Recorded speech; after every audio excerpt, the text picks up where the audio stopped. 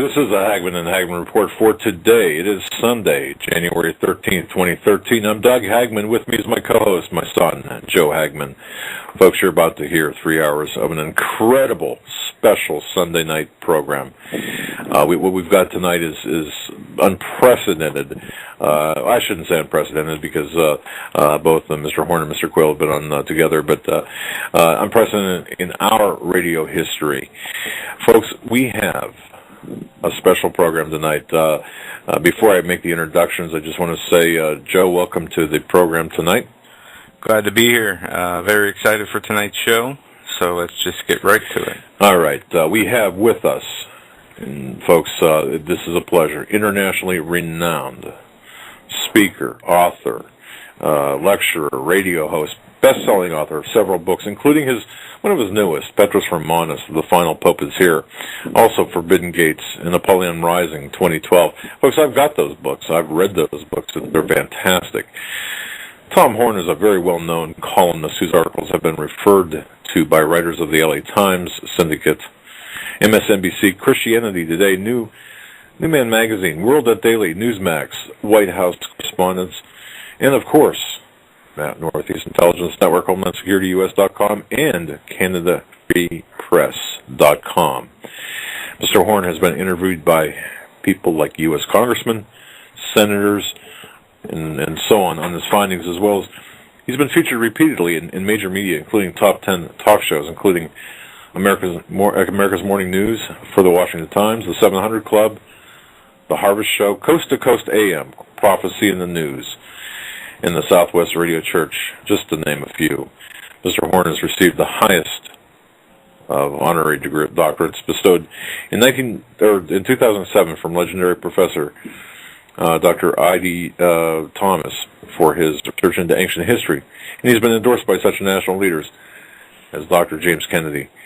Also with us, folks, is Mr. Steve Quayle, internationally renowned best-selling author of numerous books, each of which I would recommend everyone get. And, of course, he's the head of stevequayle.com. That's stevequayle.com. And, of course, Mr. Horn can be found via HomelandSecurityUS.com. His home base is RaidersNewsUpdate.com. With that, Joe, do we have each gentleman on with us? Yes, we do. Hi, Steve. Good evening, Doug. Good evening, Joe and Tom. What a delight. We get to go where even some of the Star Trek writers didn't go before or yet before us. So tonight it's going to be amazing, let's just say this, trip through Revelation Lane. And Tom, God bless you and thank you for the work you're doing. And I think it's important to start out, Doug and Joe, with Tom, and because the bottom line is Tom and Chris Putnam have been in contact with some of the leading Vatican astronomers, thinkers, theologians, and I think it's good to let Tom set the baseline for tonight's discussion, because we're going to be talking about the aliens that are coming to be the saviors of mankind and humanity, and Tom and I have both written parallel concerning that for the past 15, 20 years. So independent of each other, God has knitted a framework and a tapestry of ever-increasing revelation, and by the grace of God tonight, I pray that people see the big picture. Tom, go ahead and take it and share what it is that is coming upon, the earth. Hey, Steve, great to be on with you again, and also Doug and Joe, thank you for having me on the Hagman and Hagman show with Steve Quayle. My first time to be on your show, and I'm very excited about it, and I'm humbled to be on.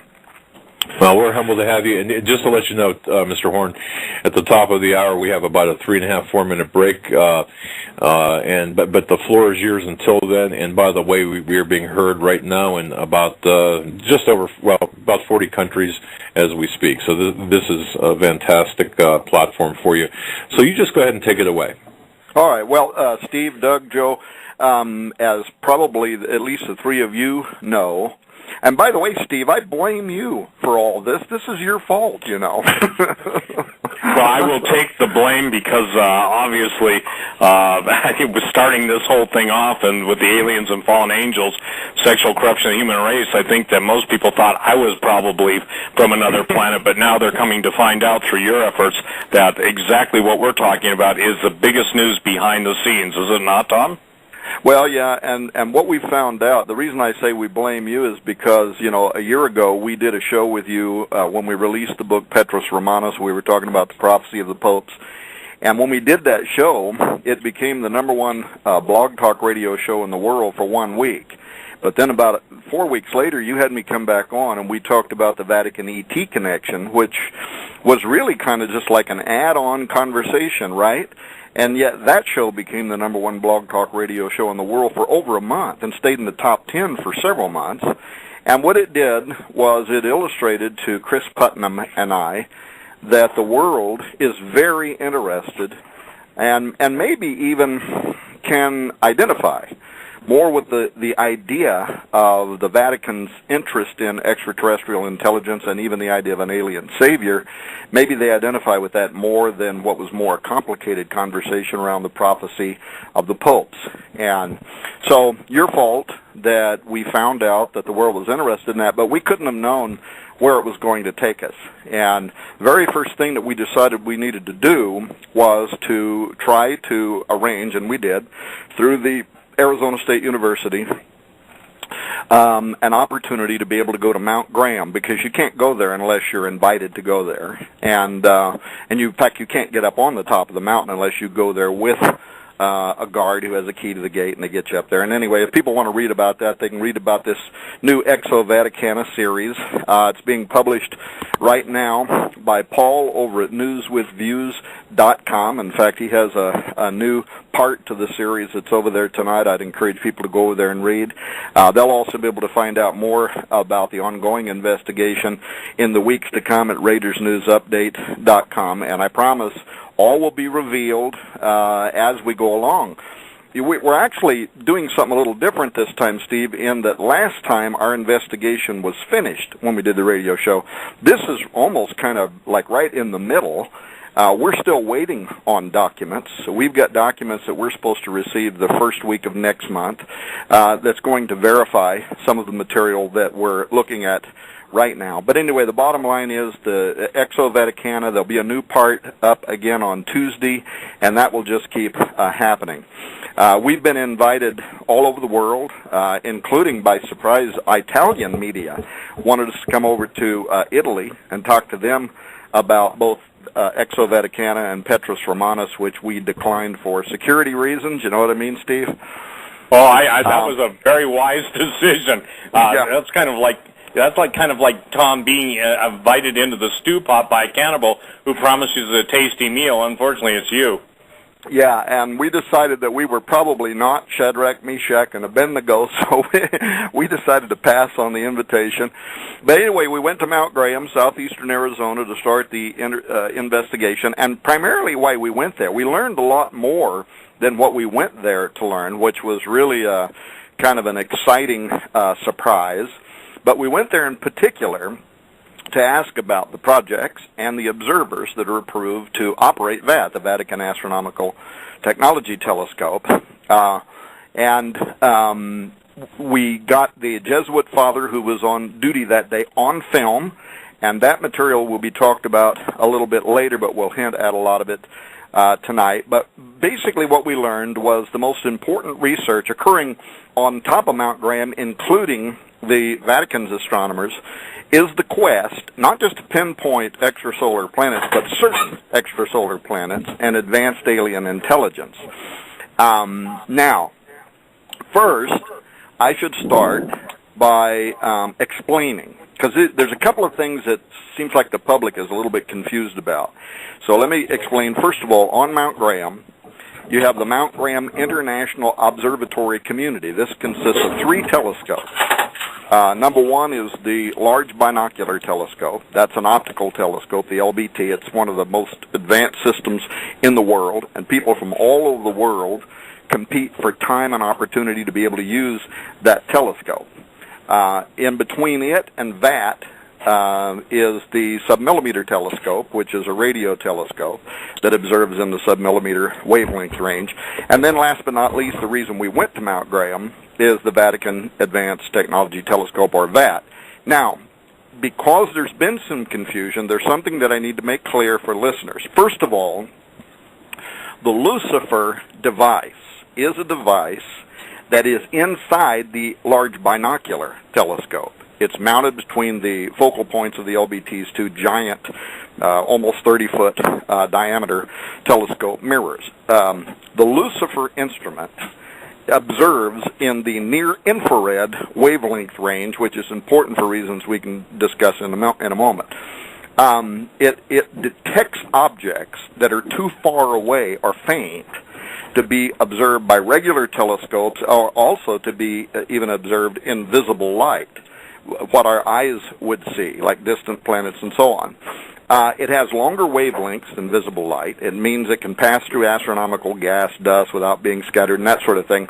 So in other words, objects that are obscured from view in the visible spectrum can be viewed by using the Lucifer's infrared technology in the LBT. For example, you know how UFO researchers have fascinated for a long time how infrared technology can be used to spot and track unidentified flying objects in the heavens, right? Stuff that can't be seen with other telescopes or the naked eye. In fact, if people want to Google or YouTube, some of the most astonishing UFOs that have ever been caught on film and tracked were caught with infrared technology.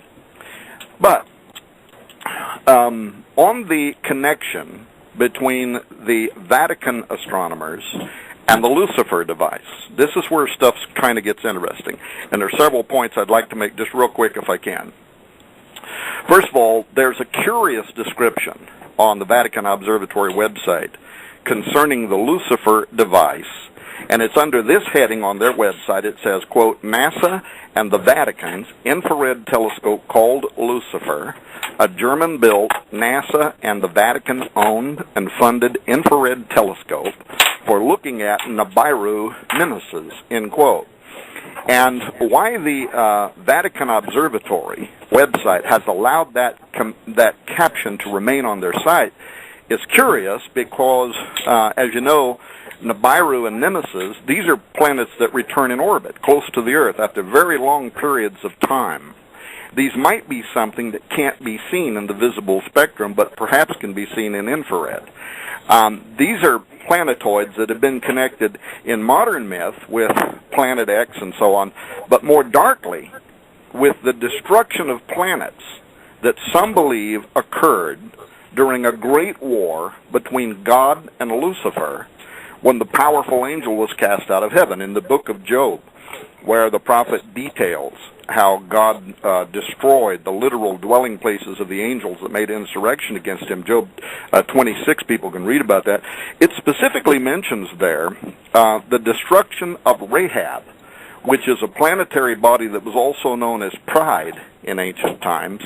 And in Job it says, from which God drove the fugitive snake. So the question is, and this is part of our investigation, and this is a big question, is Rome and other world powers using the Lucifer device to observe something that the rest of us are unaware of, something that they believe represents this ancient war, or maybe something else, keeping an eye on approaching, what, angelic transportation devices, UFOs, something that, remember Father Malachi Martin hinting at that? And then there's another point that I should make here very quickly, and I'm trying not to hog the time here, but these are really important points based on the Hey, Tom, take the time, because, again, this is critical that you lay this out, because this is just preparatory, so don't be worried about passing the mic to me, because I'll chime in the second or third hour, but lay out everything you need to lay out, because what people have got to understand real quick is that there is an expectation that the alien saviors are coming. They've openly talked about it, and they've openly planned to get everybody ready to accept the intergalactic Messiah. So just take it away and don't be worried about turning the mic over to me. Well, Mr. Horn, let me jump in here just for a second here. We got a couple of people just asking if you can adjust your mic, perhaps maybe talk a little bit louder or put it closer to your mouth. I'm not sure if you got a volume control there or not. Yeah. Oh, is that better? We don't want to miss a word. It should be. Go ahead. I'll try to speak up. There's another thing here that I should say that's very important at the outset. The Jesuits at VAT, and we've gotten feedback from some of the Jesuits even since we launched the Vaticana series, even though the information we got was from the astronomers at VAT, and since that time with Guy Cosmonalgo, who's one of the top leading Vatican astronomers, who has done several exchanges with us in interview. He too has said that the world is soon going to look to aliens for their salvation. So it's not like this is a hidden secret, and we're not getting this information third hand and fourth hand. We're getting it right from the astronomer's mouth. But the Jesuits at VAT, one thing that they've been saying publicly, and it needs to be kind of clarified, is that they will deny any part in the naming of that infernal Lucifer instrument at the Large Binocular Telescope next door. Now, we give them that they themselves didn't name it, but what they don't point out is how they have access to using it, plus they are an integral part of the whole complex at Mount Graham International Observatory, and as such, they are connected to the very consortium, the German astronomers, that did name Lucifer. And by the way, this is not something I'm yet prepared to talk about. Chris Putnam's doing the investigation on this, but the German consortium are also part of the odious Max Planck Institute, and if that rings a bell with you, Steve, it's because that's the group that gave assistance to the murderous experiments of Nazi scientist Dr. Mengele in the 1940s. But that's Absolutely. a different part. That's a different part, and I'm not yet qualified to talk about that, but that is part of this investigation. Now, in our interview with Vatican astronomer Guy Cosmonalgo, he indicated that the VORG, that's the Vatican Observatory Research Group, now have a new Jesuit point man in the search for alien planets that has access to the use of Lucifer. He told us, I'm just going to quote what he said, quote, "As it happens, one of us, Father Paul Gabor, just finished his PhD thesis work at the Paris Observatory on designing an instrument for a proposed European Space Agency spacecraft mission to search for exoplanets. But his work was in optics, not biology. So he has just moved to Tucson and is developing collaborations with those at the University of Arizona," end quote. So, based on Cosmonalgo's statement to us, the VORG have a well-placed insider in the Large Binocular Telescope through their association with the University of Arizona, and therefore also have an ongoing use of Lucifer. So sometimes people will talk in circles because if I was a Jesuit, I too wouldn't want the public connecting me to an instrument called Lucifer that's being used to look at something the rest of the world can't see. But it's a little disingenuous to say we're not part of it because we didn't name it, when in fact you're part of the same consortium in the Mount Graham Observatory community. So I just wanted to make that point very quickly. Now, there's some other very important points before we get out of this first part of this show. This is, again, being investigated by Chris Putnam, who so far has found a great deal of very important information. But the VAT facility, first of all, it was the brainchild of Jesuit George Quayle, who became the director of the Vatican Observatory in 1978.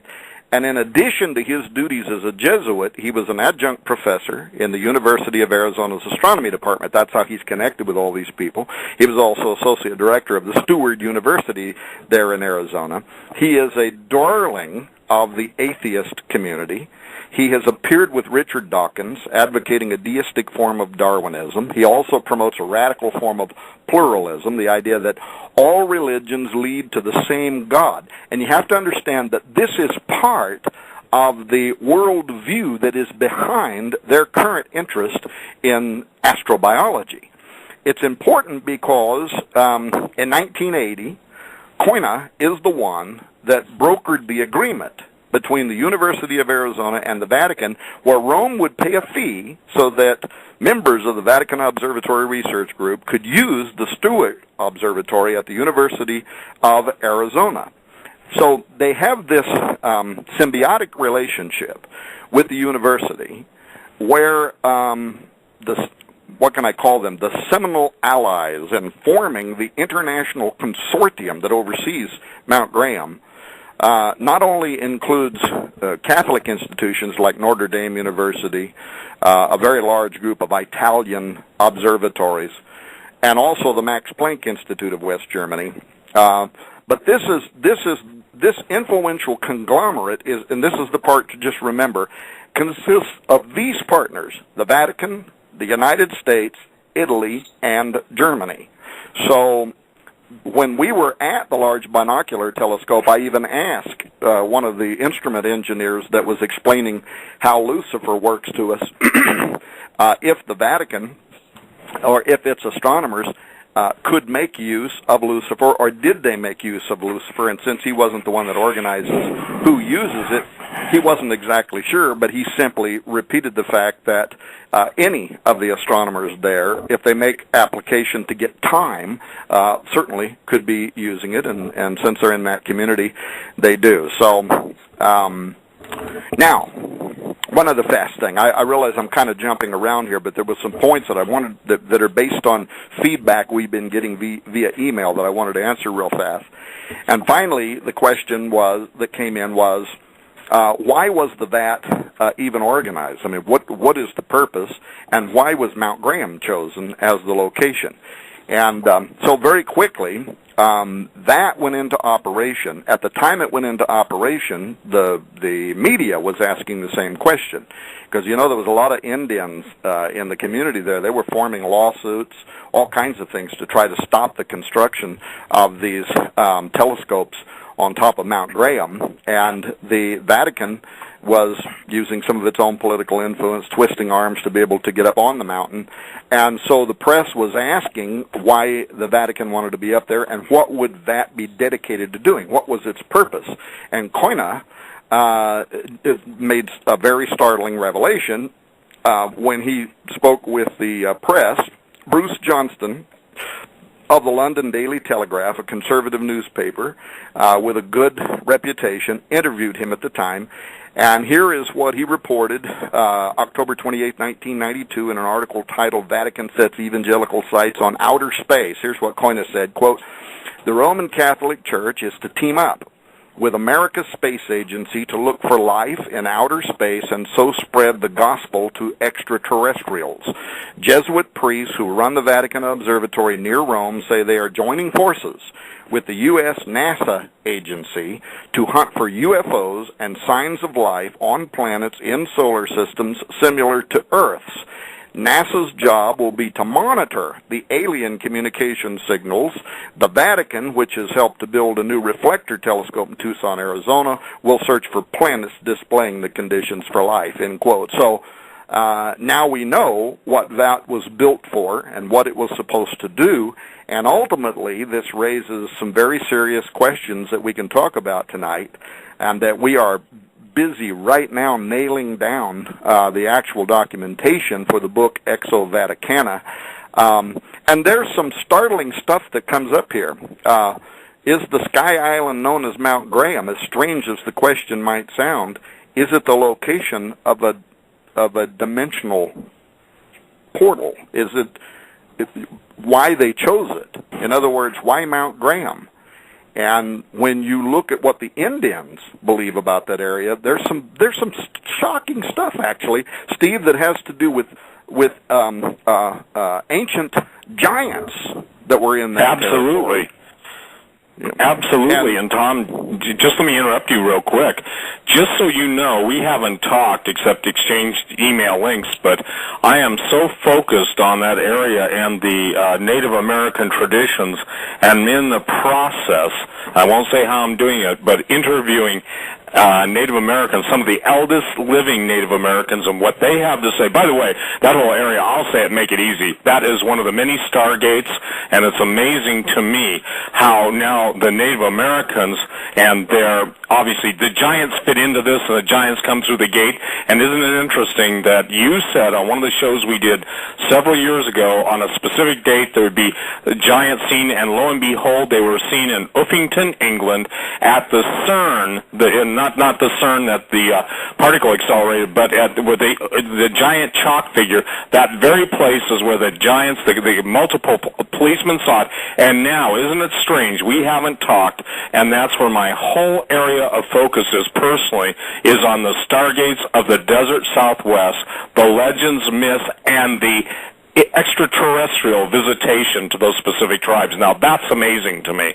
And again, ladies and gentlemen, when Tom and I go on together, we just are kind of blown away by how the Lord is leading us, separate and distinct, but bringing it into focus so the parts that we each have can form a complete picture. So isn't that fascinating that I'd be involved with the Mescalero Apaches and others, and their legends, and now you're talking about Mount Graham and the significance of it and why it was chosen. By the way, at one point, one of those routes in that area, one of the highways was known as Route 666, the Devil's Highway. Yeah, that was the highway that was actually changed. That's the highway that you have to take in order to get to Mount Graham. Right. Isn't that fascinating? Why would it be called, the Devil's Highway, Route 666? It was changed, Lucifer. And you said something I think I just got to stop you on real quick. The whole technology being run through the Germans and the whole tie there, and I know this is going to sound amazing to a lot of people, but it goes back to the Antarctic and New Schwabenland and the Nazi technological joint venture with aliens. And I'm not talking illegals here. And it's fascinating that you're in Arizona. Antarctica's come into the focus of a lot of concern because of all the nations building telescopes there. So the tie is like a cerebral cortex and all the neurons and axons tying and coming together. And I think this is the time of Daniel that God spoke about to his servant Daniel, that the gates are not only be opened, as you have been talking about in the Armon Gate, and we talked about years ago, but now the knowledge that's increasing. Unfortunately, all knowledge isn't good, because with much knowledge comes much sorrow. So the fact that you are at one of those Stargate portals, and one of the most renowned, I think, is just mind-blowing, and the connections of all what we would call esoteric, psychic, and occultic powers are, pun intended, focusing their eyes in the infrared spectrum on who's coming. What is Lucifer? He's a light bringer. Right. And continue, sir. It's just only a coincidence, right, that they named that instrument Lucifer? Yeah. You mentioned that I said that tongue in cheek, by the way. You mentioned CERN, and you and I talked some years ago at how at CERN their own top physicists were saying that something might come through a dimensional door at the Large Collider. Did you see the news story this week where they were talking about how 2012 was a big year in science, but 2013 is going to be even bigger? And when you read the article, we have it linked, I think, at Raiders News Update today. When you read the article, what they're talking about is how next month in February, CERN is going to be closed down, it's going to be shut down for 24 months for a very specific reason, and that's so that they can supercharge it. Why? According to CERN, they're going to supercharge it because in 2015 they hope to be able to open portals and find out if there are other dimensions, and the language in the article says they want to know if there are other realities there and people inside these other dimensions, or not necessarily extraterrestrial, but intelligence inside these other dimensions. So, and 2015, of course, is also very important. Let me say something about these mountains while it's still, part of our conversation. Mountains, first of all, universally are associated with deities and spirits. That's even true in the Bible. But history suggests that part of the reason that the native people there considered Mount Graham to be holy involved several things. One was unusual heavenly activity there in ancient times when UFOs that were called spirit lights moved through the sky around that mountain, something that even contributed to the local Indians their attribution of powers to the solar system and natural phenomenon. The base of the mountain hosts the St. Paul Paisius Orthodox Monastery, which is a women's community that's dedicated to intercession for the alleged Marian phenomenon. Now, as evangelical Christians, we don't accept Marian dogma, Our position, I think, at least for some of us, is that so-called Marian apparitions are really more akin to UFO phenomenon anyway, and that's a position that's supported even by some Catholic scholars, including the pro-Catholic scientists at the American Institute of Aeronautics and Astronautics, Dr. Nelson Pacheco. I don't know if you read his out-of-print book, Unmasking the Enemy. I can send it to you. But he warns the Vatican. He's a pro-Catholic. He's respected by them, and he warns the Vatican that many Marian apparitions are actually identical to deceptive UFO manifestations, and that they need to be careful in the way they interpret them. Another thing regarding Mount Graham. And I mentioned this a moment ago, the giants, we've learned that the San Carlos Apache, they have an ancient tale. Maybe you already know about this, Steve, but probably most of the listeners wouldn't, concerning a race of giants that were known as the Geondupids, if I'm saying that correctly. And they were judged and destroyed by the Great Father.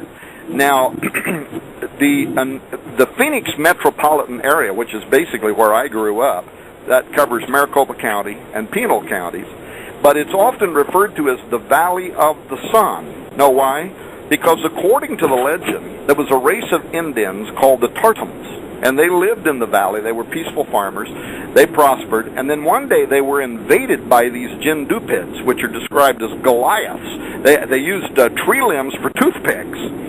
And these Nephilim were led by a massive man named Evilkin that allegedly came from the northeast and were headed south to their home beyond the Gulf of Baja. And these giants nearly wiped out the Tartums before they hid themselves underground in the mountains. And that was when the Father or the Son, according to Indian legend, threw this huge fireball that seared the monstrous Nephilim into the scorched mountain rock. Now, elements, of course, of the Indian tale are obviously mythologized in the modern version by the Indians, but the original story has remarkable thematic coherence to Genesis chapter 6. Another thing we learned about this mountain is that it is central to the Apache creation myth, and it tells of the one who lives above and who descended in a flying disc at the start of creation, right? And so in their creation myth, they talk about how nothing existed, no earth, no sky, only darkness everywhere. But then suddenly from the darkness emerged this disc, and on one side of it was yellow, the other side was white. It's suspended in midair, and within the disc sat a bearded man, the creator, the one who lives above. And so all of that mountain range is associated with supernatural gateways and openings and UFO phenomenon. And the gateways that are there, I can't even say the Indian name. It's Chinaitih, Chinate, or something like that. But it means a gateway. There's a gateway that is there, a portal, and spirit beings can come back and forth through this portal. And the other things, there's just so much here that's interesting about this. Maybe I shouldn't get hung up on it, but no, this is critical. This is critical, Tom. This is not hung up. This is critical. Well, they talk about the owl, right? Now, yeah, the Apache and the owl, you know, and dreaming of this owl would signify maybe approaching death or departure or abduction. The Hopis called him Koko, the watcher of the dark, and the god of the dead, and the god of the underground, the god that would go down into this portal. All of it's fascinating, given when you look at what we call modern abduction phenomenon that also involves discs and flying geniuses. Oh, another part of the Indian folklore was this dragon that appears that can talk like a man and tries to make deals with the Indian tribes in exchange for, guess what, they're women, right? But how much all of this is connected with the alien abduction accounts, even where the owl is a disguise, wherein the abductee is led to believe that the bug-eyed alien in their memory was actually an owl that they had seen somewhere and had it lodged in their memory. But owls have been associated in Christian history with sorcery, flying witches, and anyway, so many legends that seem to mirror abduction phenomenon, the collecting of human and animal genetic material, dragons trying to make deals with mankind, portals, through which these supernatural creations can move. Well, anyway, the more you study about Mount Graham, the more you find that supernatural gateways are tied to the mountain range, and they were a long time before the Vatican cast its eyes on Mount Graham, and yet their whole reason for building the Vatican Astronomical Technology Telescope seems to correspond to the legends that were upon that mountain. Well, and let me throw something in too, Doug, and I got your message. I actually am muting when I'm off the air, just so you know. I keep hearing a bunch of noise in the background too, but listen, the thing is that it's critical that people understand this. What is the Bohemian Grove's patron bird? It's the owl. In my book Long Walkers, Tom, the sacrifice that took place to when John Paul, 22nd, passed away, there were two owls present at one of the most demonic rituals in the history of the world, observed by a multi-star general who gave me the blow-by-blow, literally, account, and they actually summoned a live giant that was, I guess, somewhere around 14, 16 feet, and fed it a live child in a sacrifice. Now, here's what's interesting, and again, ladies and gentlemen, Tom and I have not discussed this off-air, is the Navajo word for the giants was shaman, S-H-A-W-M-A-N. The fascinating thing about it is we get the word shaman, and the original shamans were all the giants. And guess what they bartered for to give the secret knowledge to the people that wanted? They asked for the children's life so they could eat them. Isn't that fascinating? This is coming from one of the oldest living Navajos in Navajo land. So the word shaman, in other words, like we would say Bigfoot, Yeti, whatever, Shangdu, whatever they are called all over the world, but the point is the word shaman literally comes from shaman, which means the giants. And the giants ate the people, and you can't go to the desert Southwest, Mr. Legends, without one factor. These people were, these entities, the giants, were voracious in their appetite, and they literally just cut a wide swath, and in order to get secret knowledge, sacrifice had to be made. Their children had to be given, and the shaman, or actually now the shaman, were more than willing to do that. So I thought that was a fascinating bit of information I was completely unaware of until it was made known to me. Well, the bottom line, Steve, all of our experiences on Mount Graham and since Mount Graham, and by the way, we haven't just interviewed the Vatican's astronomers, we have a whole list of experts from around the world. In fact, when we release the book, Exo Vaticana, we're going to offer more than 20 solid hours of audio recordings from interviews with experts all around the world, including people in government with high security clearance levels. It's just the most it's the biggest thing that I've ever been part of, and I really thought that was true with Petrus Romanus, and we wouldn't have written this without Petrus Romanus. And by the way, Petrus Romanus is intricately involved in this whole issue, because with the coming of an alien savior, he's going to have the person on earth that has the ear of the religious community celebrating his arrival and pointing the world towards him, and that's going to be Petrus Romanus. In my belief, and what we're still waiting for Petrus Romanus to make his presence known. We know that he is alive because, according to a 900-year-old prophecy, the prophecy of the popes that was kept inside the Vatican's vaults for hundreds of years, the very next pope, following Pope Benedict XVI, will be the final one on that list, and many experts interpret the prophecy as suggesting that this is going to be the false prophet of end times biblical fame. And I think that with everything else we're seeing going on around the world, that is very, very likely to be the case, and at any time, at any moment, that personality is going to appear. We can talk more about that later if we want to, but I don't want to get off the subject we're on right now, because right now what our research is leading us to believe is that the social, spiritual, and academic intellectuals that are busy establishing Roman Catholic doctrine around either what they secretly know, and that's what I happen to believe, or at least what they suspect, if taken for face value.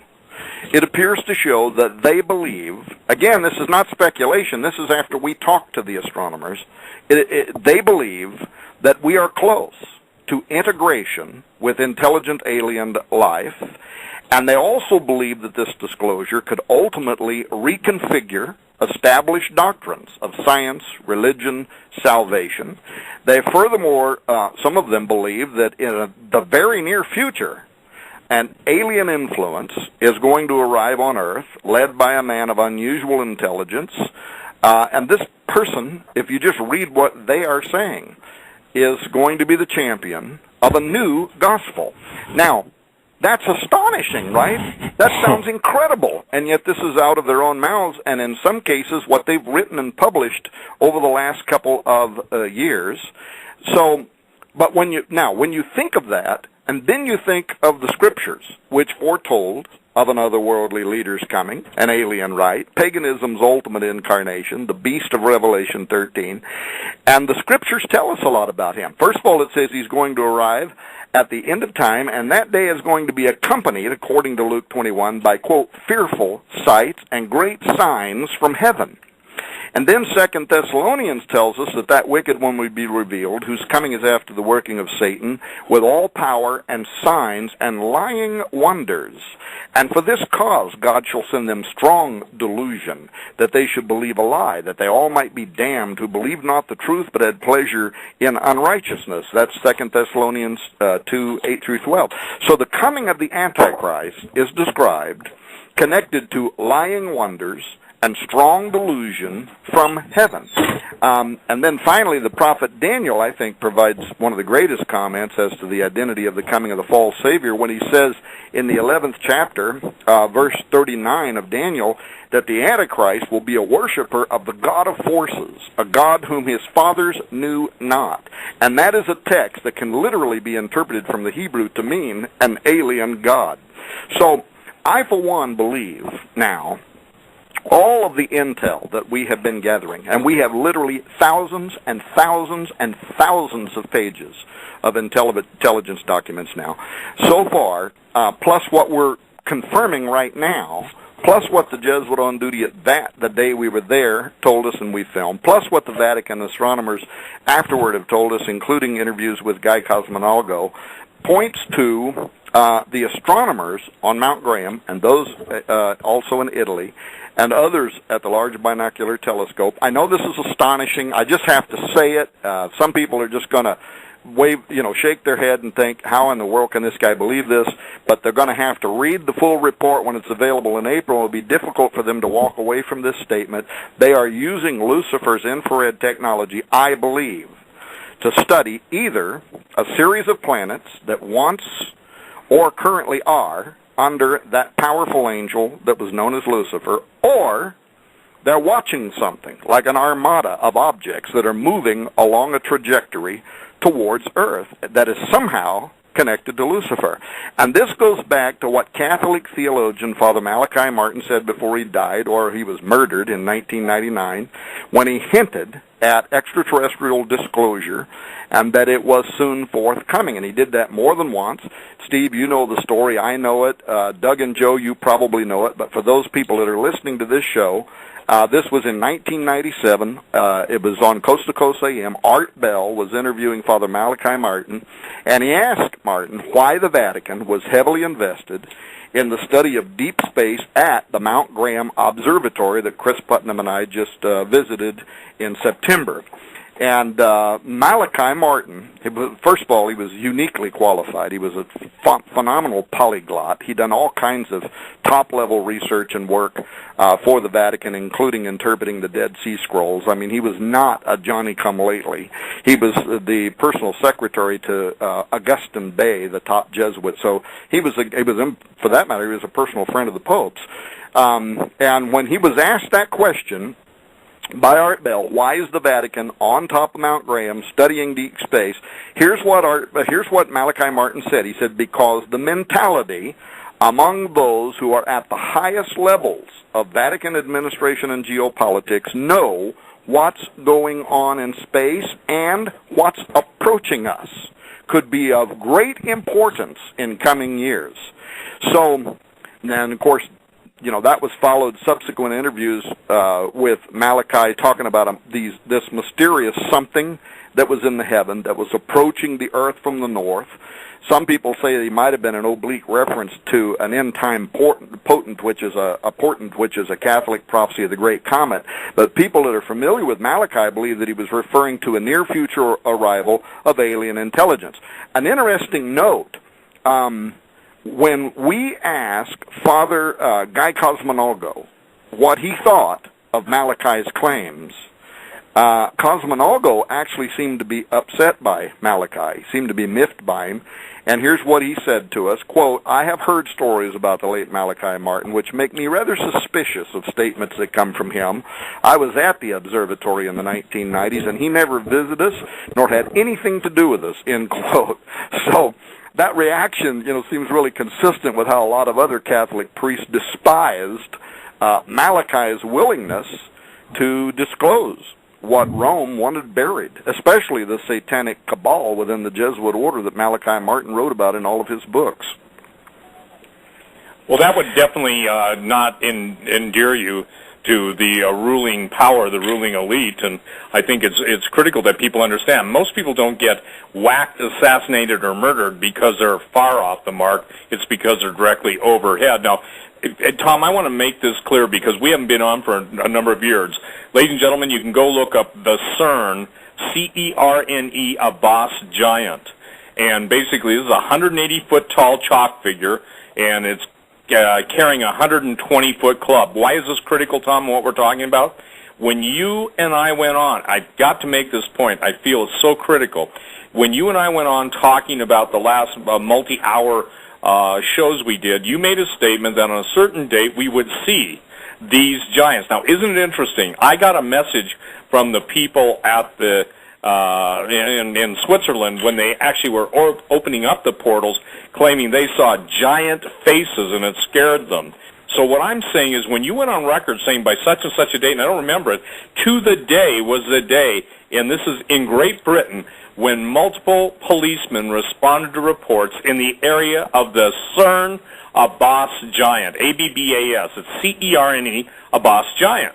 Now you're talking about bringing it right fast forward. We are talking about a global agreement amongst the most powerful people in the world to welcome Lucifer back to the planet. They're using all the technology of the fallen ones, all the technology of the ancient ones, and all that they're able to grasp, acquire, steal, murder for, or get in any way to make the fulfillment of the rule and reign of Lucifer on earth pertinent and in a very timely way. And so we're there, and I would tell you this, all my sources say what's coming in from beyond the stars is an armada. It's not about Planet X, though that exists. It's not about Nibiru. It's not about Gabriel's fist. It's about this invasionary armada. And just so you know, and Tom, you had it too, I think on your website, but there was a tongue-in-cheek proposal for Death Star. It was supposed to cost $2 quadrillion, blah, blah, blah. It would be interesting for people to know that we, the United States, has deep space-based assets watching exactly that. And there are Russians and American scientists, I think even Hoagland claims, and rightfully so, that Phobos is artificial. So we've got all of everyone, everywhere, I'm just making a blanket statement now, who is aware of what's coming upon the earth, looking. And remember that famous prophecy in Obadiah, though you set your nest amongst the stars, yet will I bring you down. And I think what we're seeing right now is a whole lot of nests no longer being feathered, but being dumped out. And I think that the woe unto the inhabitants of the earth is coming, and the Vatican knows it. Obviously, the German interests, which are nothing more than, in many cases, if you will, the final Reich, the alien Nazi consortium, and it exists. So the point is that everything you're saying about Mount Graham and then the other Native Americans, different tribes, what you just are discussing for Mount Graham, pretty much defining it to in Arizona, the same myths, the same legends, and the same expectations are throughout the entire Native American culture, whether you go to the Northeast in New England, the Algonquin, the Iroquois, everybody that's out in around the Great Lakes and further east, across the desert Southwest, into Nevada, you can't get away from the giants, the alien connection, and the intel. And I thought that was fascinating. When you just said that a minute ago, you and I caught a lot of flack for the last decade, 2 decades, whatever. But now everything we've talked about is pointing to that there is a great expectation. The only ones I see living in denial are people that simply don't want to embrace what you and I and others are laying out as is almost irrefutable evidence that this is what they're going for. Well, sure, and I gave up trying to explain myself to anybody a long time ago. I always know any book I write, anything I say, any show I do with you or anybody else, it's going to send a certain community out there into a demonic frenzy once again, and some of them pretend to be Christians. But there's nothing you can do for them except keep doing what we do, keep speaking the truth. And, of course, that itself is a sign of the end times, knowing that Lucifer will come, or Satan will come down in great wrath, knowing that he hath but a short time. He's doing now the same thing he did when Jesus came. The Pharisees, they would try to set Jesus up, right? They would study his words to try to take something that he would say and take it out of context so they could trap him in his words, and he was too smart for them. And look around us right now. Every single show we do, every single thing we write, there's that community out there that tries to take anything we say or do, take it out of context, try to make it sound like but whatever. Jesus said that the Pharisees were of their father, the devil. He said if they hate me, they're going to hate you too, so we'll just keep doing what we do. They'll keep doing what they do, and one of these days the judgment seat of Christ will happen and the sheep are separated from the goats. There is a mass or something moving towards Earth with a definite arrival destination. And I believe that it can only be seen using Lucifer-like infrared technology. This is where a great deal of our research is going to point. It's being monitored from Mount Graham. And by the way, Steve, it rings really true to what I was told from Phobos. Remember him? Yes. I don't get to talk to him no more for reasons I can't explain. I haven't actually for a few years.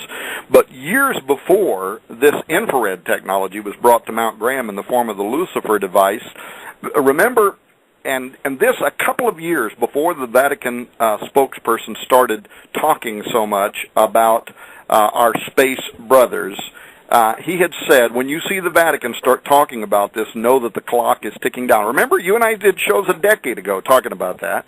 And almost right after, Cosmonolgo put out his little booklet talking about our space brothers. Gabriel Funes went on, into the media talking about our space brothers. But at the same time, before infrared technology came to Mount Graham in the form of the Lucifer device, Phobos had told me something that I then speculated about in the book The Ahriman Gate. This was written in 2005, so it was years before Lucifer went to Mount Graham. And what he had inferred was the governments of the world were secretly using infrared to monitor a hidden UFO armada parked beyond view of our normal telescopes. And I wrote about that. You can read about it. It's like page 180 through 250 or whatever it is of the Ahriman Gate, where I literally put into a fictional account, but exactly what Phobos had told me. Well, now it turns out that the information that I received from him and used as an outline in the Ahriman Gate might have been truer and way ahead of what I had understood at the time. And furthermore, that now seems to be set to start unfolding in the year 2013. The bottom line is this, so I can get past this point. I'm looking at the clock. I realize we're going to go to a break in just a moment.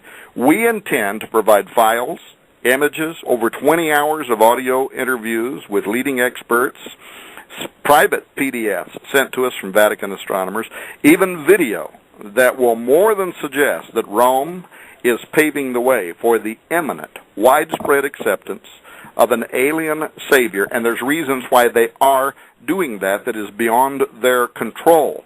They also believe it's going to lead the masses to believe that God's going to use these extraterrestrials in a way that he used them once before. In other words, they're interpreting them like we would think of as angels, as his agents in creation.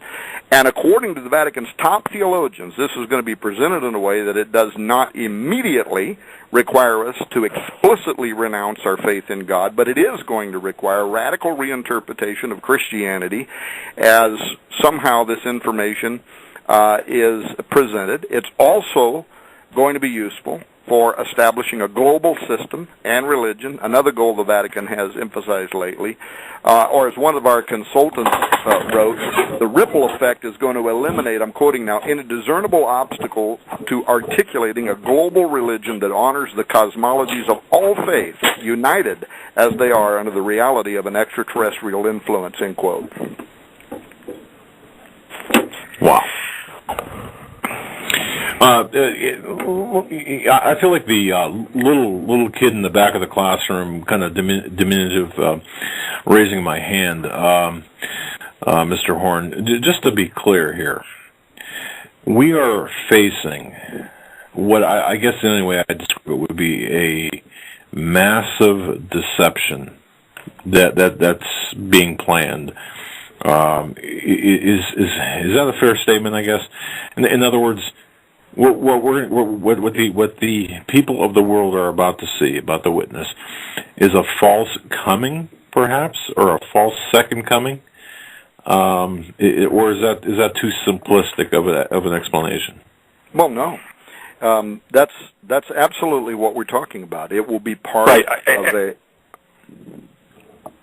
Go ahead. I'm sorry, Tom. I didn't mean to talk over you. It's part of the Great Deception. The word Antichrist means in place of. It doesn't mean against. So the bottom line is what the Vatican's doing is shoehorning the idea that, number one, the aliens can be redeemed, and number two, they're going to spring at the right moment the fact that God is an alien power, that Jesus was either a hologram or a genetically altered super alien that came to save us, and that's the ultimate deception, Jug. It's not a false rapture or anything. It is basically the total deception. Jesus made it easy when he said this: I came and you received me not. Another will come claiming to be me. Him you will receive. So it's going to be in place of, not out of place. In other words, they're going to substitute the alien God for the real God, and people are going to be deceived by it. Is that accurate, Tom? That's accurate, and furthermore, you can, if people want to Google this stuff, just type in Funis' name, type in our space brother, read what the Vatican is openly saying through its mouthpieces right now, in which they're saying that not only do aliens exist, but they might be closer to God than we are, morally superior to us, and they will be coming here to evangelize us, to show us a better way.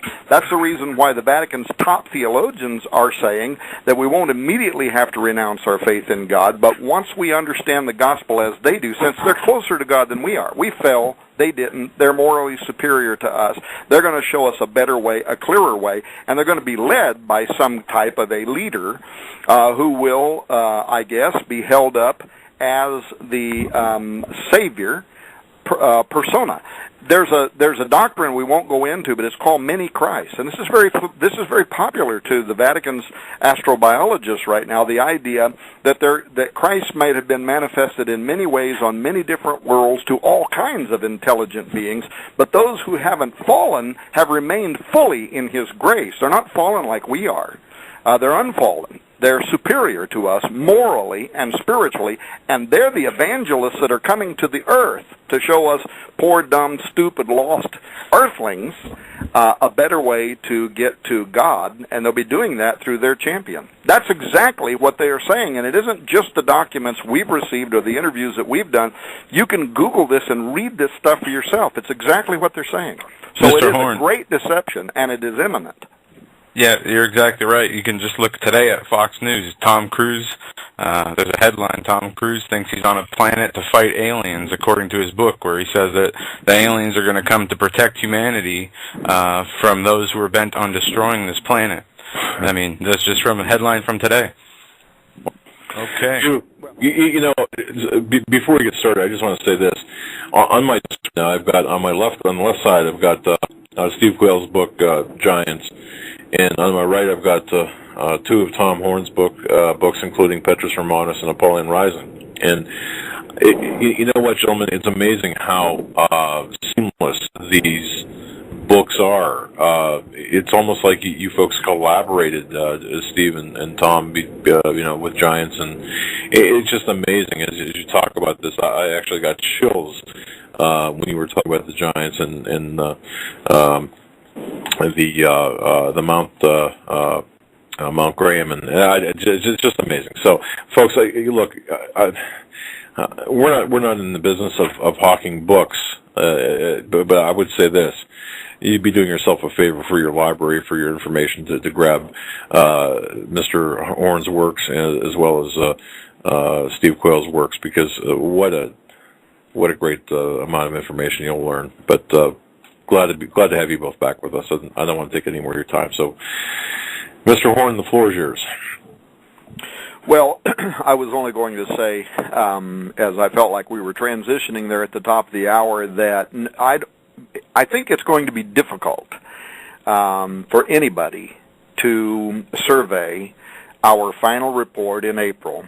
And by the way, it will be in a book called Exo Vaticana. And the reason is quite simple, because you can't go over 500 or 600 pages of information and do it as coherently when you're on the radio, or at least I can't. I'm not that articulate. I have to sit down. I write different and I think different when I'm writing, and I'm doing that type of research. But it's that we're hoping to have it done in April, and I'm telling you that I guarantee you that nobody will read that and further doubt that someone or something is operating right now outside the average man's purview and in league with at least some of the world's elite, and smack dab in the middle of that conspiracy is not only NASA and other aeronautic and space administrations like the European Space Agency, but the Vatican. And in some ways, that makes perfect sense, really. I mean, official disclosure of extraterrestrial intelligence and habitable alien worlds, which, by the way, is likely to be announced in this year, in 2013, according to scientists like Abel Mendez, who runs the Planetary Habitability Laboratory at the University of Puerto Rico, who wrote an article just last week saying it's going to be announced in 2013, and he said it's going to have a profound effect on humanity. So this isn't just Tom Horn. This is experts in this field that are now admitting this. And it is going to have a profound effect on humanity. That's going to be true psychologically and spiritually. And due to the nature of man, why is the Vatican involved? Because most of the world's peoples are going to be looking for traditional religious leaders to put the revelation of exo-worlds and aliens into context. Well, as the most powerful church on earth, with its own diplomatic corps of ambassadors posted throughout the industrialized nations of the world, the Vatican is not only uniquely positioned, but as we intend to show, they've been actively preparing for this moment. In fact, you could go back even a decade. According to Monsignor Corrado Balducci, who during his life, he was an exorcist for the Vatican, he was a theologian for the Vatican, he was a member of the Vatican Curia, that's the governing body at Rome. But he was also the official mouthpiece of the church concerning the reality, not speculation, the reality of aliens, and not the reality of aliens someday discovered, but the reality of aliens on earth now. And the Vatican, he said, was closely following the alien presence on Earth now, and this is according to their own spokesman, using its embassies around the world to quietly compile material evidence on the extraterrestrials and their mission. And the Vatican, now he died a few years ago, but the Vatican has never refuted that revelation from Balducci. And in fact, in further evidence of the covert research, in 1976, Steve, do you remember there was a high-profile attorney by the name of Daniel Sheehan? Remember him? Oh, absolutely. Yeah. Harvard, government law, degrees in government law. He was the legal counsel on a lot of famous cases, the Karen Silkwood case, the Iran-Contra affair, 3 Mile Island, Watergate. So this guy was really, high profile. In fact, he got funds from Lawrence Rockefeller. He was the attorney that represented Dr. John Mack when Mack was about to lose his position in the university, his tenure, because he was talking about people who were being abducted by aliens, and it was Sheehan that represented him and kept him from losing his position over there.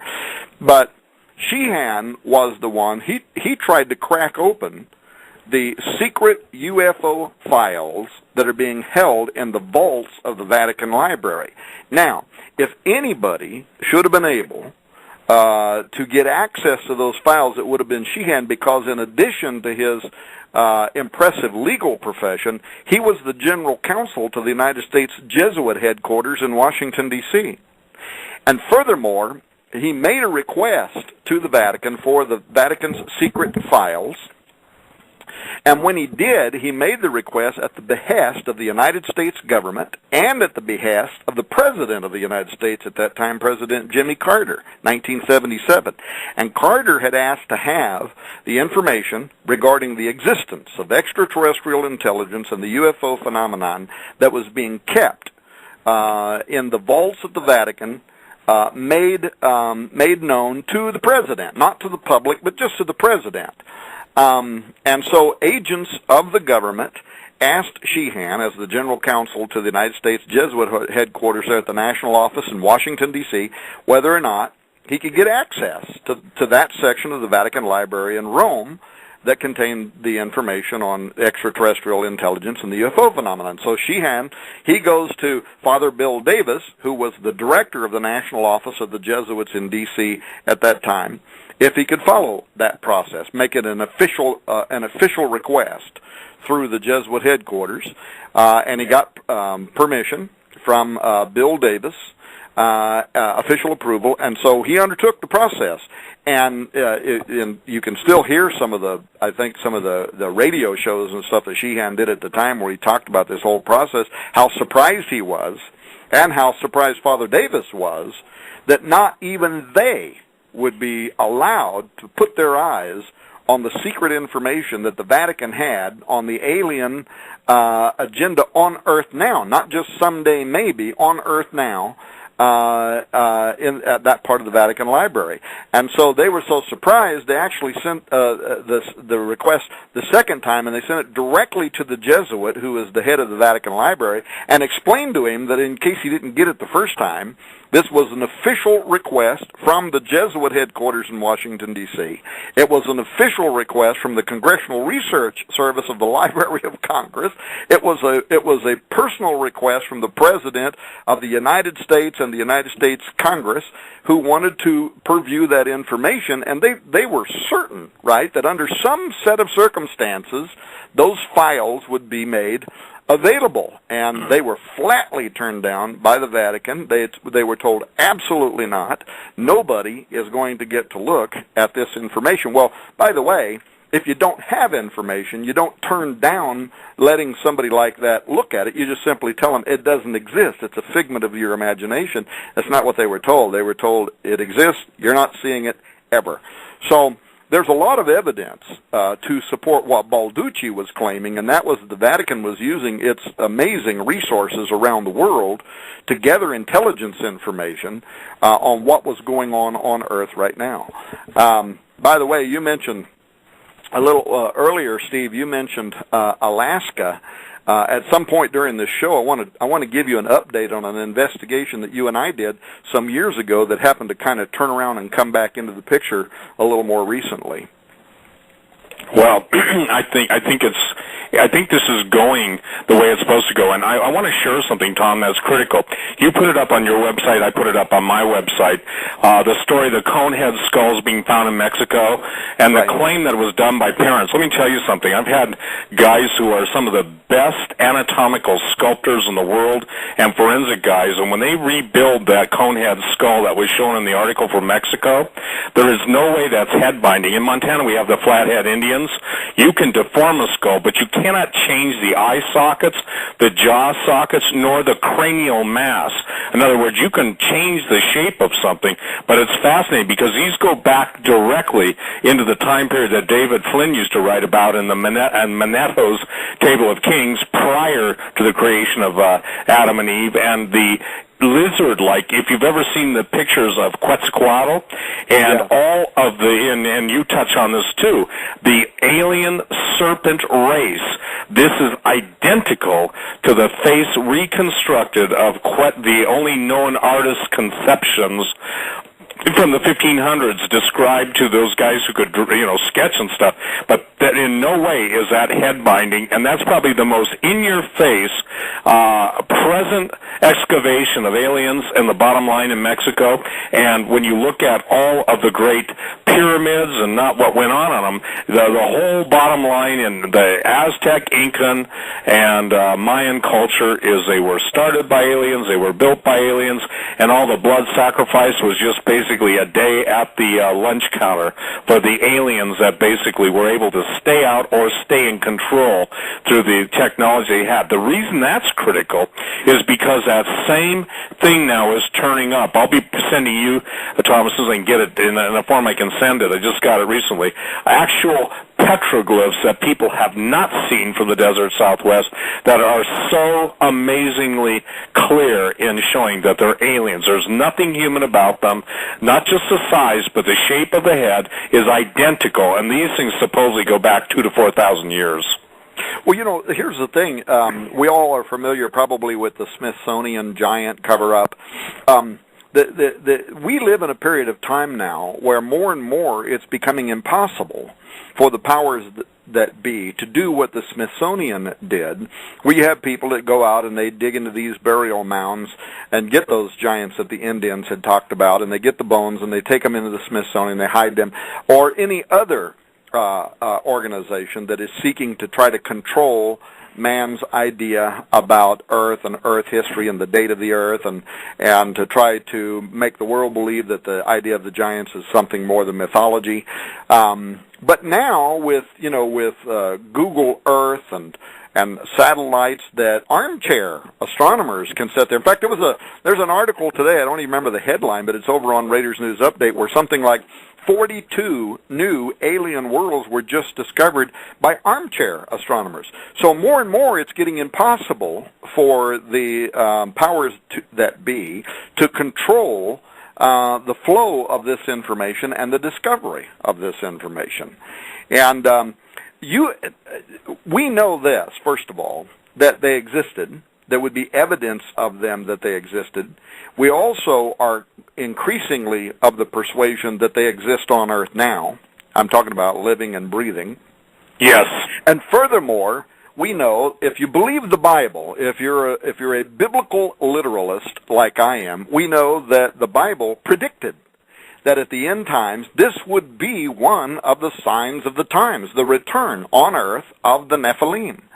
The ancient Hebrews that translated the Septuagint into Greek understood that the prophet Isaiah, in chapters 13 and 14 of Isaiah, that he was predicting the return of the giants with monsters at the advent of the destruction of Babylon, which is something to still happen in the final age. And you and I have quoted and talked about that verse before, Isaiah 13. Open the gates, ye ruler, I give command, I bring them. Giants are coming to fulfill my wrath. The 16th chapter of the book of Enoch writes of the deceased offspring of the Watchers, the spirit of the giants, the Nephilim, as being released at the end of time to bring slaughter and destruction upon man. This comes to pass as part of God's day of the Lord, or his great tribulation, when Satan and his angels punish the unbelieving world before they are resigned to the pit. And that particular prophecy mirrors Isaiah. It mirrors the apocryphal works that indicate there would be a future date in which watchers will rise for judgment, but the spirits of their giant offspring ahead of that are going to be remanifested upon earth to wreak havoc upon the earth. The book of Jubilees, an ancient Jewish religious work, talks about this. What other texts? Well, Esdras, you quoted quite a few times, and a lot of what you've written is that your women will give birth to monsters. That's actually a verse that you turned me on to some years ago. Well, we both got it, and I forget who, but I mean, here's the thing that you're saying in a nutshell, and ladies and gentlemen, it is kind of funny, and you're seeing it in real time. The parallels this could not be orchestrated by anyone less than the Holy Spirit. Just as the evil presence in the earth, God is being faithful, raising up men and women, giving them the understanding that was sealed in Daniel's day, but it's being opened. And the thing that even Sir Isaac Newton talked about, and Dave Flynn was the first fruits of having stood upon the shoulder of giants, the first to crack Newton's code, and then he went home to be with the Lord, and now there are others who are being given insights, and it's because Jesus loves his children, he loves his people, he loves his creation, and there is a war of intergalactic proportion. Tom, I was told 2 years ago, just to put this into context, and we've talked, so I think you know what I'm referring to in part, is that there was an attempt to break through literally the things that we have in deep space by an armada, and it was the advanced scouting party, and they were stopped. And interesting, I was told maybe intentionally, I think it must have been intentionally now, and I broadcast it on the radio, and some of you will remember the broadcast. It wasn't a fake War of the Worlds, it was a real-time War of the Worlds, where I said a certain group of the MMV, Mighty Men in Valor, and had been told to stand down. Well, those guys who control the entities that are coming, or at least in communication, took that as mean they had a fair rule and run at the planet. So God is still stopping them, and because of that statement, I guess a trap was laid. And again, people have a hard time wrapping their brains around this stuff, and I understand. You know, it is so out of bounds of what we've been told. But in the world that they live in, what they talk of is the core C-O-R-E reality, and what we live in is the illusory world of lies, bloody lies, and extreme lies. I won't use the other word, but that's where we live.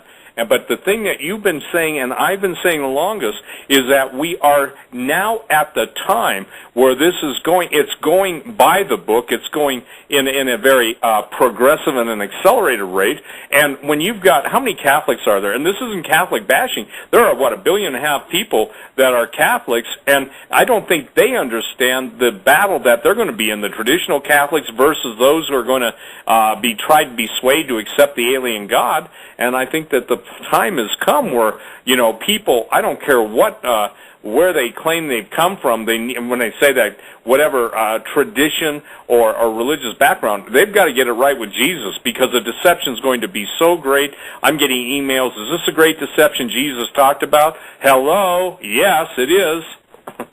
Well, and while the Vatican is certainly going to be the biggest duck in the puddle with upcoming responsibility for controlling the flow of disclosure information for the world's religious communities, they're certainly not alone among consulting academia. For instance, there are astronomers who are working to pinpoint the alien home bases. This is part of what's a real mystery to us right now. And they're searching for what they call Dyson spheres. They're searching for large artificial structures, but some of these are being funded. In fact, some of the most newsworthy ones that are searching for Dyson spheres, they're being funded in large part by the Templeton Foundation, who you and I have talked about before, a philanthropic organization that's interested in genetics, and they're interested in very alien-sounding transhumanist aspirations as the path towards hybridizing humanity to post-human. The Templeton Foundation, I think we talked about this. I'm not going to get into it. They're the ones that have been funding this series of lectures over at the Arizona State University. We're back to Arizona again, right? Facing the Challenges of Transhumanism, Religion, Science, and Technology. That's the name of the series. But that led to, in 2009, that led to a second project at ASU called the Sophia Project, named after the Greek goddess Sophia, because Sophia is the one that helps us make contact with them.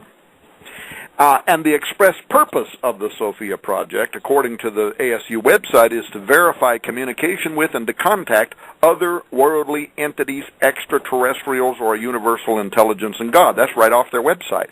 Now, There's another university that we suspect could be involved in the cover-up of the now when I say alien, you can just insert the word demon or demonic, but to use their language, the cover-up of the alien presence, artifacts, and or mysterious technology. And this university is Penn State, or at least one of its well-known lecturers. And this is the story, Steve, that goes back to 2005. So how long ago is that? 8 years ago. You and I were doing a series of Q-File shows. And suddenly, a story shot across the World Wide Web of a giant Leviathan-type creature that had been discovered in the polar ice of Franz Josef Land. And this colossal being was described as having horns that were immense in dimension, that protruded from incredible length. The body was covered with coarse fur, body-like armor, like an armadillo, that protected its joints and heads. Well, you and I at the time started investigating the story that week, including analyzing the audio files and the video files. Do you remember this? Yes, I do. Now that I had completely spaced it out, but now that you bring it up, I go, goodness, I forgot about that. Well, this story has new life all of a sudden. Back then, you and I actually, not you and I, you tracked down the helicopter pilot that had flown over and filmed the Leviathan video. And according to the pilot, Sony had created this docudrama hoax in order to virally promote the release of a new PlayStation 2 game called Shadow of the Colossus, remember? Absolutely, and I did literally talk to that pilot. Yeah, and you reported the discussion with the pilot to George Norrie on Coast to Coast AM that same week. But before the whole thing was put to rest, other evidence was being unearthed by a couple of people that were working for me at Raiders News Network that suggested maybe all of us had only scratched the surface of what was really a much deeper mystery, or a bait and switch that was designed to throw people off the trail of a legitimate recovery effort at or near the Franz Josef site. Well, among the most interesting and potentially telling pieces of that puzzle was a senior lecturer in anthropology and American studies at Penn State University by the name of P.J. Caplati. Just before the so-called hoax, days before the hoax was perpetrated, this professor had been conducting archaeological studies of Franz Josef Land, and then, and this is really important to note this, he followed his research of the site by immediately advocating to the United Nations the need to establish international laws and or treaties, and this is to quote him, to preserve alien artifacts, end quote. Now, here's a quote from what he wrote at that time. This was written for, and I can send the link to people that want to go and read this for themselves. It was one of like Archaeology Today, and I still have the link in my computer. Here's what he wrote. Quote, the late biochemist and science fiction writer Isaac Asimov once speculated that the galaxy may contain 325 million planets with traces of civilizations in ruins. Perhaps our astronomers and their SETI stations are hearing only static through their radio telescopes because they are in effect listening for a message from the extraterrestrial equivalent of the ancient Maya or the Sumerians, dead civilizations that can speak to us now only through archaeology.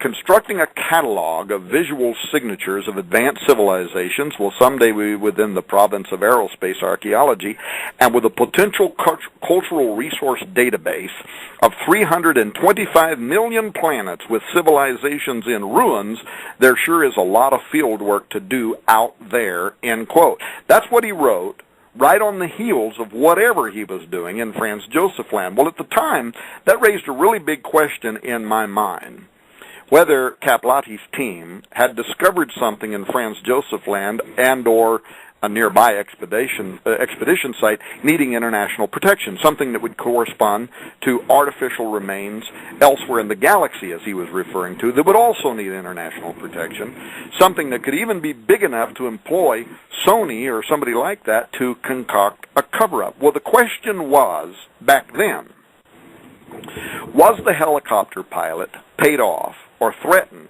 against admitting the truth about what he had actually filmed? As you know, Steve, as extraordinary as that sounds, history has shown over and over again how governments participate in scenarios like that. I mean, you look at the ridiculous Roswell weather balloon cover-up story, and they threaten people's families, and, you know, when you're being told, here's the story, this is what you say, otherwise people you care a whole lot about could be hurt very bad. You know, you just go along with the story, right? But there's an intriguing aspect of this 2005 case that turned up more recently, and it's like the pro-transhumanist Templeton Foundation's funding to locate Dyson spheres and otherworldly entities and extraterrestrials in order to promote the alien hybridizing of man. Caplotti more recently seems to have come away from the very Franz Josef Land findings with the belief that aerospace archaeology is somehow connected with the next step in human evolution. Now, there's two things I want to tell you. First of all, they removed it. They removed a Penn State personal web server entry by him, but I tracked it down to an aerospace archaeology wiki, which is still online. And this is what Caplotti wrote. This is what he said more recently. I prefer the term aerospace archaeology, if for no other reason that it includes the study of sites, which I believe will become increasingly important to the study of modern man as technological possibilities continue their course of altering the possibility of human evolution, end quote. I read that and I thought, what in the world, what type of technology could Caplotti's team have recovered in Franz Josef Land that convinced him, number one, that man's evolution is going to be altered via aerospace technology, and secondly, that international laws and treaties need to be established to preserve alien artifacts. Well, in following your and my 2005 investigation, Caplotti wrote a book called The Human Archaeology of Space, Lunar, Planetary, and Interstellar Relics of Exploration. It was published by McFarland Publishing, in which he discusses the very same shadow of the Colossus Leviathan conspiracy that you and I investigated, and furthermore, he quotes me and you. He admits that at the time, he made 2 voyages to the North Pole on board the Russian icebreaker Yamal, you know. And here's what he says. During the voyage, as we returned from the pole, we landed by helicopter on Rudolph Island in Franz Josef Land, end quote. Caplotti then describes his team's excursion to the site, get this, to examine the remains of an enormous spacecraft. Now, he then goes on to claim that the enormous spacecraft was a Soviet TB-3 bomber whose presence the Soviet Union was also trying to bury as deeply as possible. In fact, if you read his book, the more you read, the more questions it raises about why in the world would the Soviet Union be so concerned with burying the fact that they had a crashed bomber out there. But why surveying a crashed airplane could be described as needing international laws and treaties to preserve alien artifacts, why it would be described as an enormous spacecraft, and how would it have the power to alter humanity via aerospace archaeology. Nothing in this sentence, nothing in these paragraphs that he writes adds up. But then he actually takes several pages, not only to talk about the shadow of the Colossus Leviathan conspiracy, but he starts naming our research. He talks about well, here's a quote. This aerospace archaeology taken up as a central element of an argument for the presence of artifacts of extraterrestrial intelligence here on Earth in a series of articles called Stargates, Ancient Rituals, and Those Invited Through the Portal. Remember that series, Steve? Yes, that was one that was so phenomenal and how many times it was downloaded across the world. Yeah, but it was all me and you and Q-File shows. Anyway, it's posted on, I think it might have been posted on your site. It was posted on Raiders News Update. And he goes on to talk about how we speculated that it was the disbelievers that were being conned, in this case by a specially created hoax that was in fact part of a larger cosmic conspiracy involving, you guessed it, me, end quote. That's an exact quote. But after republishing this large part of our investigation in his Archaeology of Space and Interstellar Relics work, Caplati then repeats his claim, nothing otherworldly was discovered at Franz Joseph Land, but he does so once again without explaining how could a crashed Soviet airplane lead to the next step in human evolution, nor why, following whatever was discovered in the Arctic Ocean north of Russia, that had provoked his immediate advocacy of international treaties to preserve alien artifacts. So it's quite amazing, isn't it? Right, and let's tell people where Franz Joseph Land is. It's basically directly north of, let's see, it's north of the Barents Sea. If you go to Scandinavia, the top of Sweden, you just go due north and due east. But here's something interesting. It's very close to Svalbard. I mean, that's the closest area, and Svalbard is where all the globalists have their seed bank. Remember that, Tom? Right, absolutely. So the question is, okay, is there something in Svalbard, too?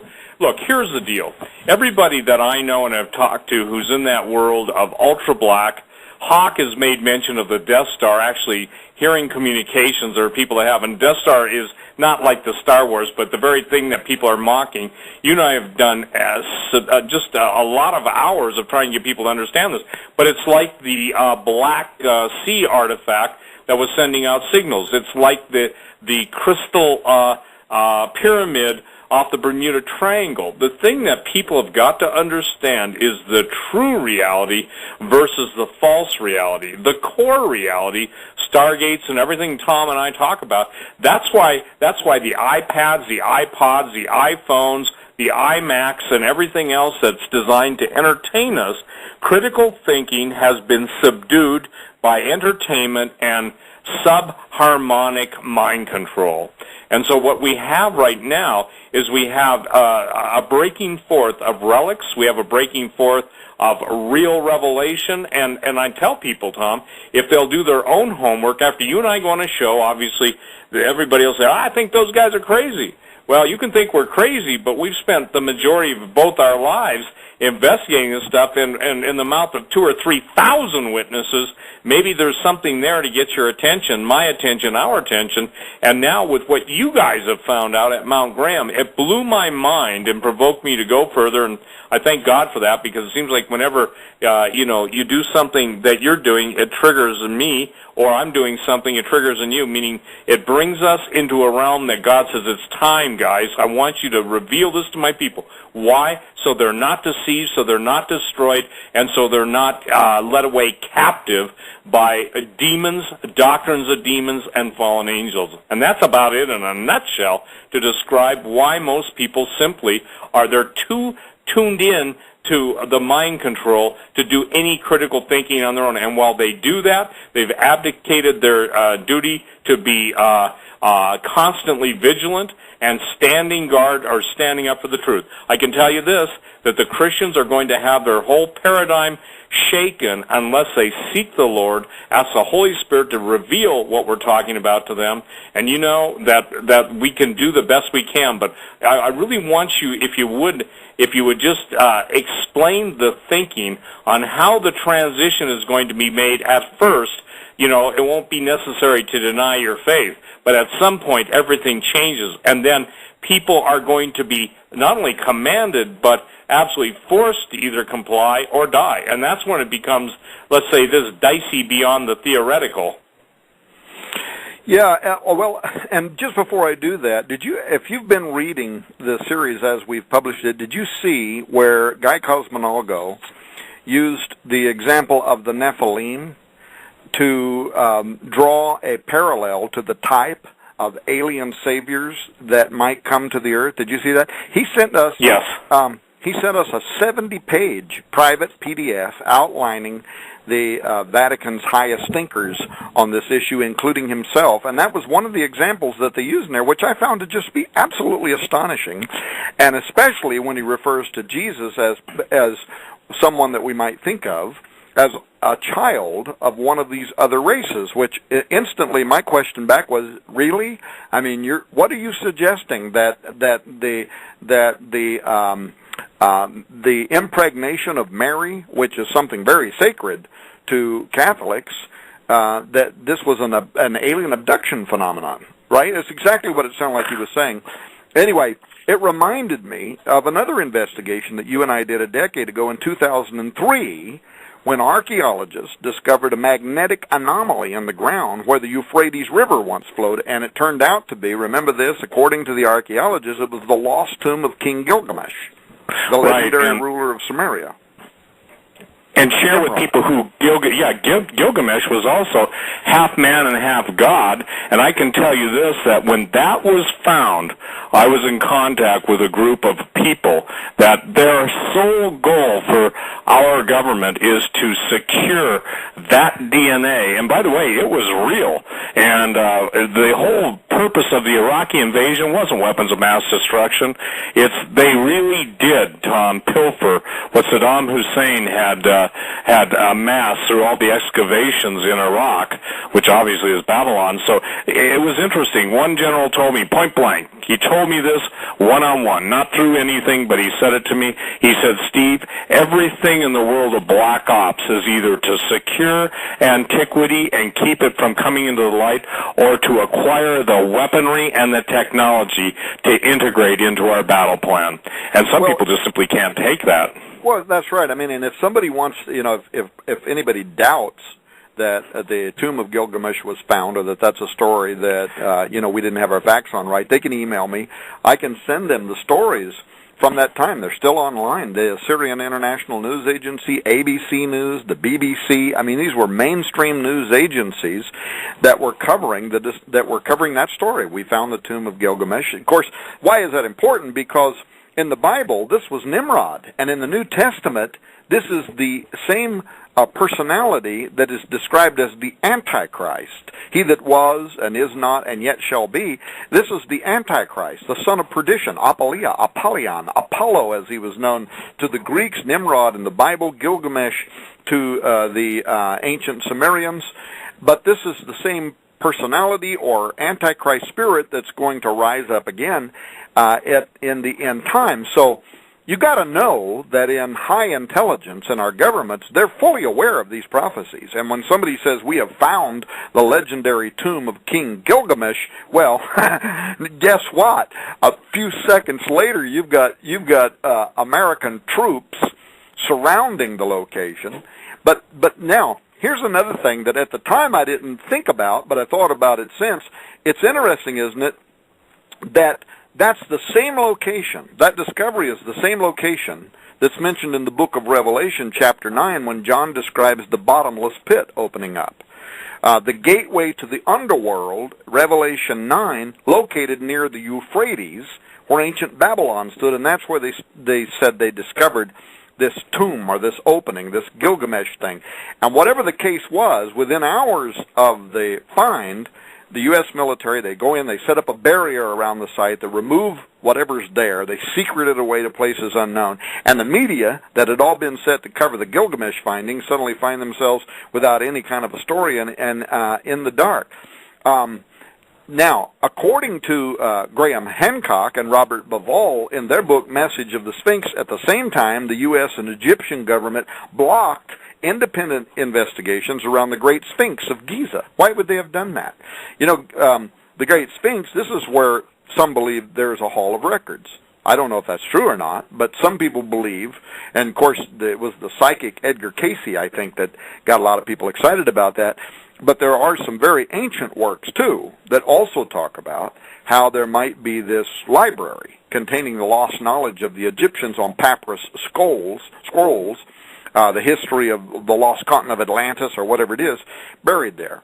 But it just shows the pattern is consistent over and over again.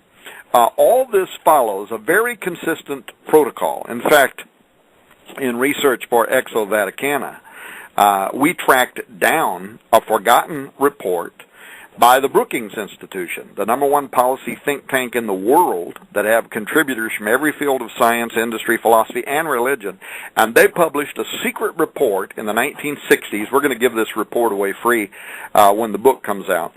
But they published this report for the Committee of Long-Range Studies of the National Aeronautics and Space Administration, in which they argued in favor of NASA and other national agencies doing exactly what Kaplati and all these other people have argued for, and that is withholding from the public knowledge or evidence of alien artifacts. And in the Brookings Institute, they speculate the reason for withholding it is because, well, they felt that it was going to completely upset the balance of society if it wasn't introduced in the right way and at the right times. And what's also very interesting is that they were particularly concerned with fundamentalist Christians.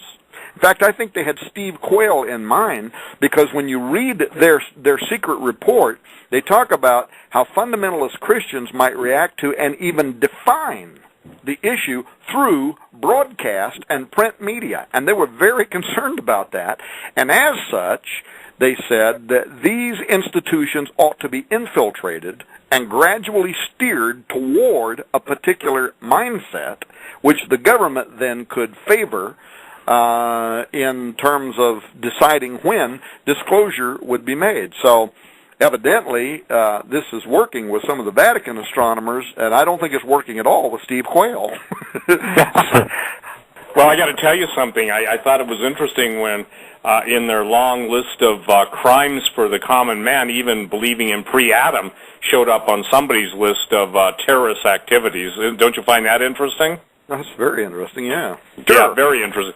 You know, here's the thing. The truth will always be persecuted by the lying devils that seem to inhabit academia, the government, politics, but even the Pentagon refers to the gods of the Samaritans, and I've said on open broadcast, Tom, the last 10 years, you guys may, wait with bated breath for the gods of the Samaritans, little g, but when you deal with the God of heaven, and the God of heaven who is literally the Lord of hosts and the general of the hosts of heaven, I think they've got a battle in mind that they're not prepared to win, yet they will try.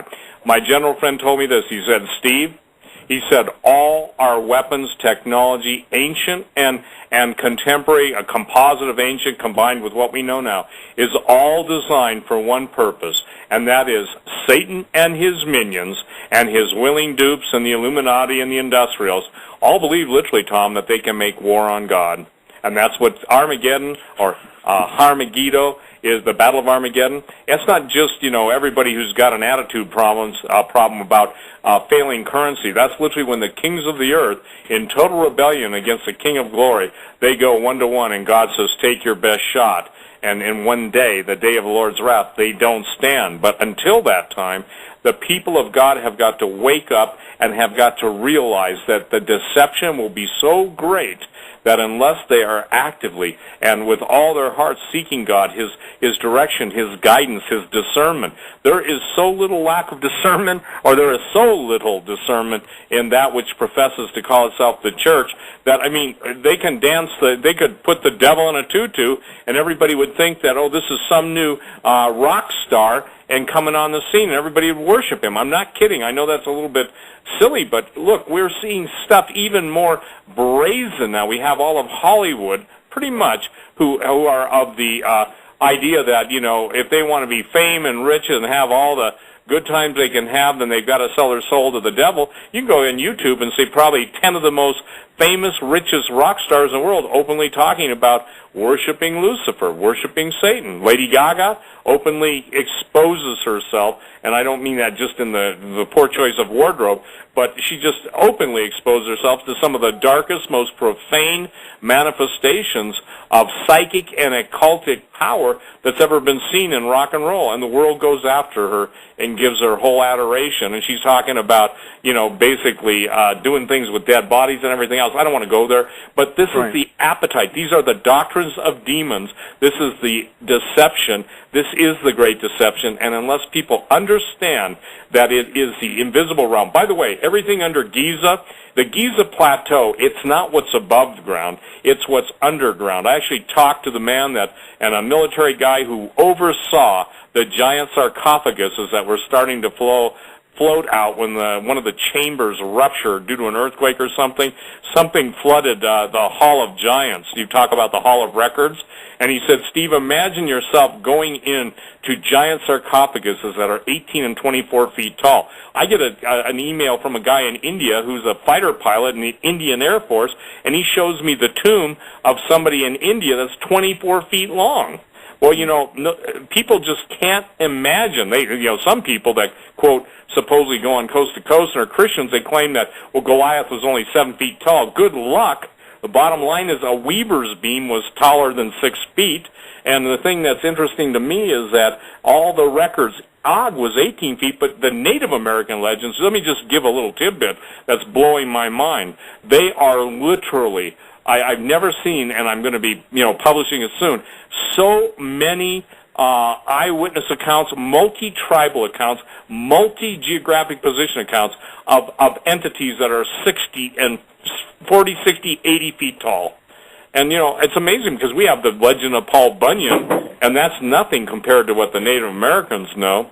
And so I think it's fascinating that we're talking about the end of the galaxy. We're talking about exoplanets. We're talking about exobiotic entities. We're talking about all this stuff, and yet we are surrounded by signs. We're surrounded by evidence. We're surrounded even by rock formations, geoglyphs, petroglyphs, and everything, and all telling the same story. And by the way, the Native Americans understood how to work the stargates. Remember the little Kokopelli, and I may not be pronouncing his name right, but the little figure, kind of the desert dancer. Some people call him a devil dancer with the little flute. Right. That flute is what controls the gates. I don't know the pitch. I don't know what it takes, but that syncs and links up what I've been told by the people who basically control the stuff that goes bump in the night. So, interesting.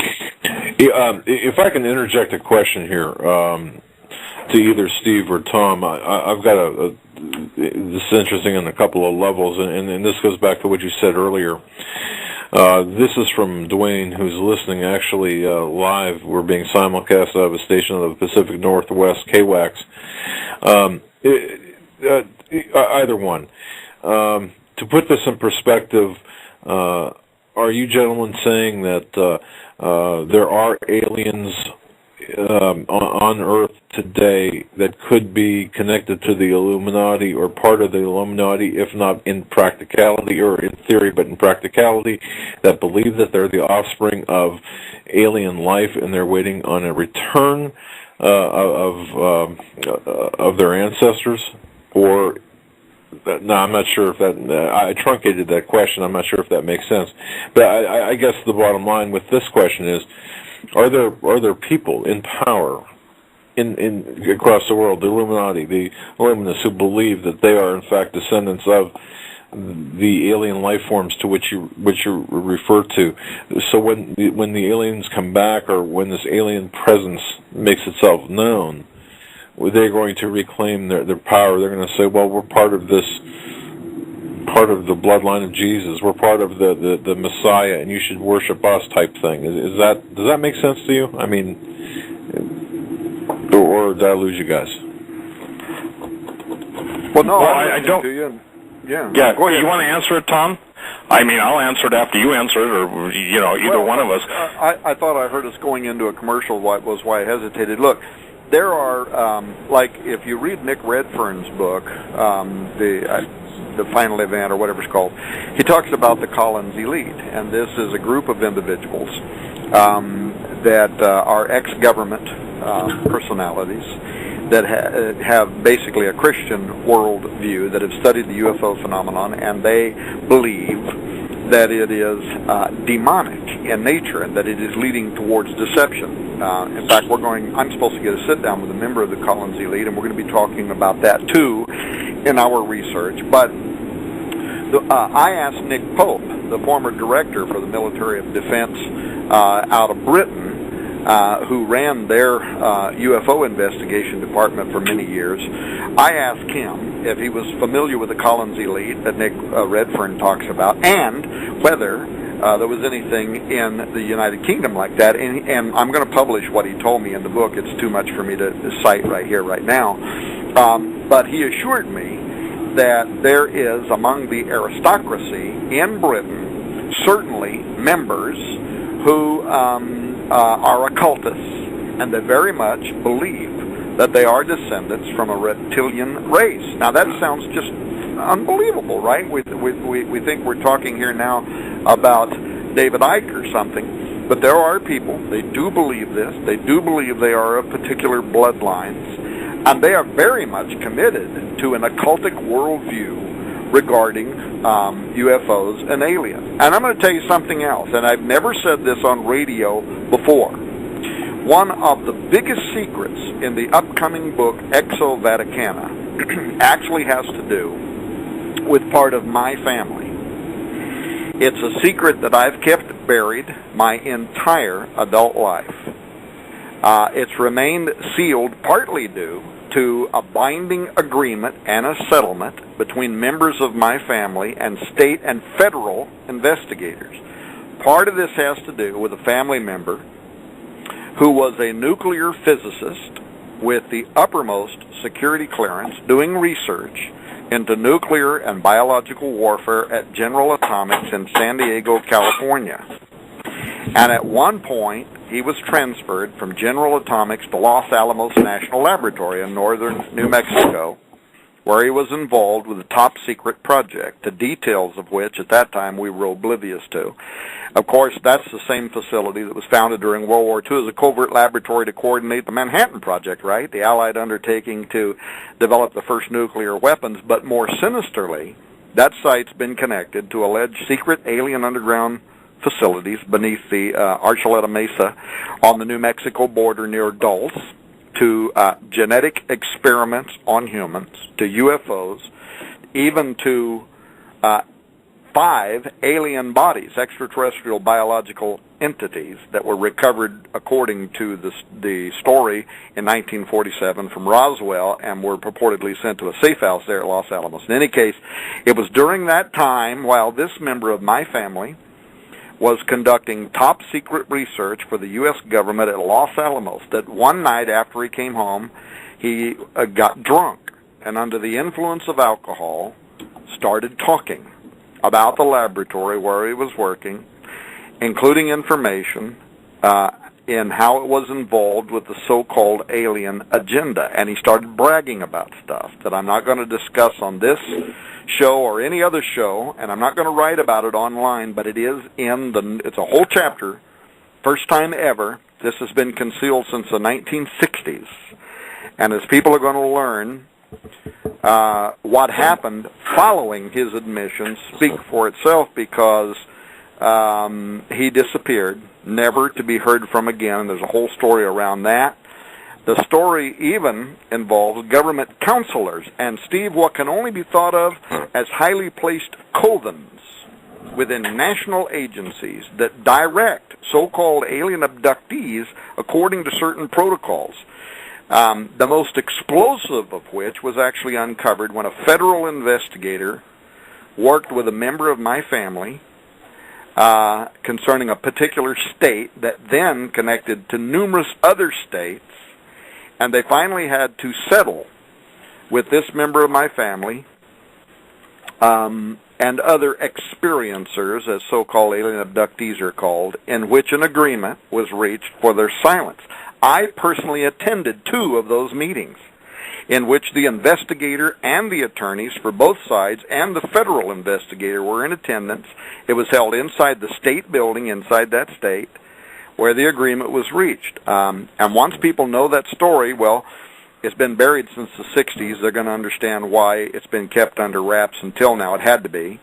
And also why I've had an interest in understanding the so-called alien abduction and hybridization scheme. But the bottom line is there is definitely a very, very powerful and organized occult aspect to the whole so-called alien abduction phenomenon, in which you have people who are members of government in high-profile positions, and they definitely believe that they are dealing with an intelligence from a hyperdimensional reality, but that I would call, and Steve would call, and others of our persuasion would call demonic and deceptive entities that are leading these people down a path towards destruction.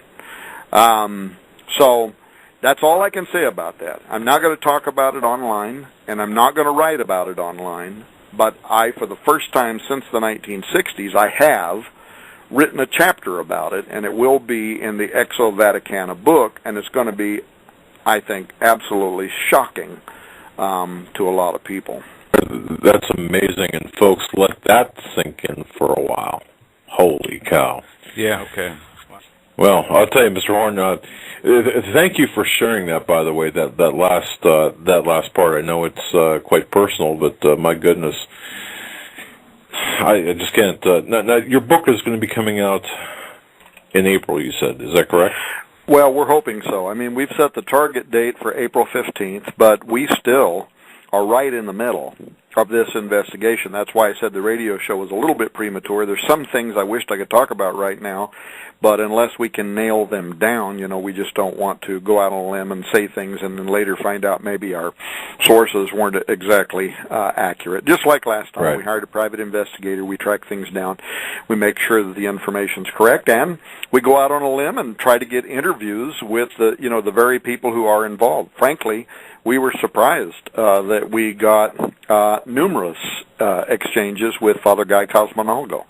But you don't know if you will unless you ask, right? So we did. And boy, I mean, we we were shocked at some of the information that we got, and we'll be talking about that. In fact, when the book comes out, we're going to do the same thing we did with Petrus Romanus, in that we're going to make, and this time there's so much information, we're going to have to put it on 2 data DVDs, but they'll literally be tens of thousands of pages of documents, books. For instance, Steve, Chris did in his investigation, he found a book by Father Malachi Martin that we didn't even know existed. It was only published in French. And it's 300 pages, and in it he names certain popes who are or were Freemasons, and it even talks about how the Secretary of the State there for the Vatican had documentation, images, pictures, video of them in their rituals, in their rites. Well, we're going to talk about some of that stuff, but we're going to make all of this information available for free when the book comes out, so anyway, hopefully April 15th, that's when it'll be happening. Beautiful. Beautiful. Steve, are you back with us? Steve, are you there? All right. Well, Joe, he's connected. Oh, all right. Just be away from his mic. I don't know if he muted or muted. It says he's on. So okay. Well, Mr. Horn, where do we go from here? Because we've covered a lot of ground, or you've covered a lot of ground here in the last 2 hours. For the person listening, like me, I'm wondering. Okay, now, what are we to be looking for here? You've got the Vatican having an observatory in here, and by the way, that Lucifer device. I mean, isn't that kind of like an in-your-face thing to name it? I know it's an acronym. But my goodness, what an in-your-face type of thing to name that. But that said, to the average person listening to this broadcast, how will everything that you that you said, how will that affect the average person like me, like a Christian, God-fearing Christian who wants to adhere to the Bible in the literal sense, wants to be obedient to God? What are we talking here in terms of the possibility of getting knocked off the rails?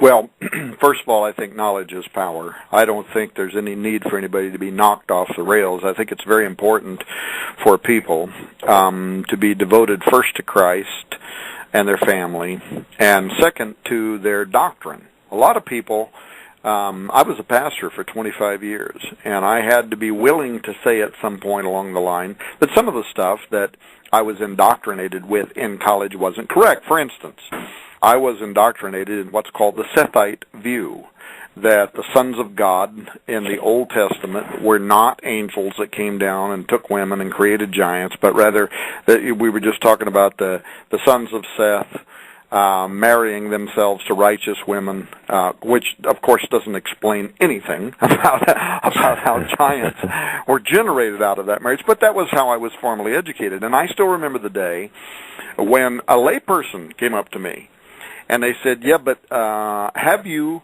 ever thought about this theory? And it was the first time that I'd actually heard a cohesive explanation that what had actually happened was what's now called the angel theory, that angels came down in the days of Jared upon Mount Hermon, came down in the valley of the plains, took wives of all which they would, and out of that were born these mutated life forms, the giants. And I thought that was the stupidest thing that I had ever heard in my life, right?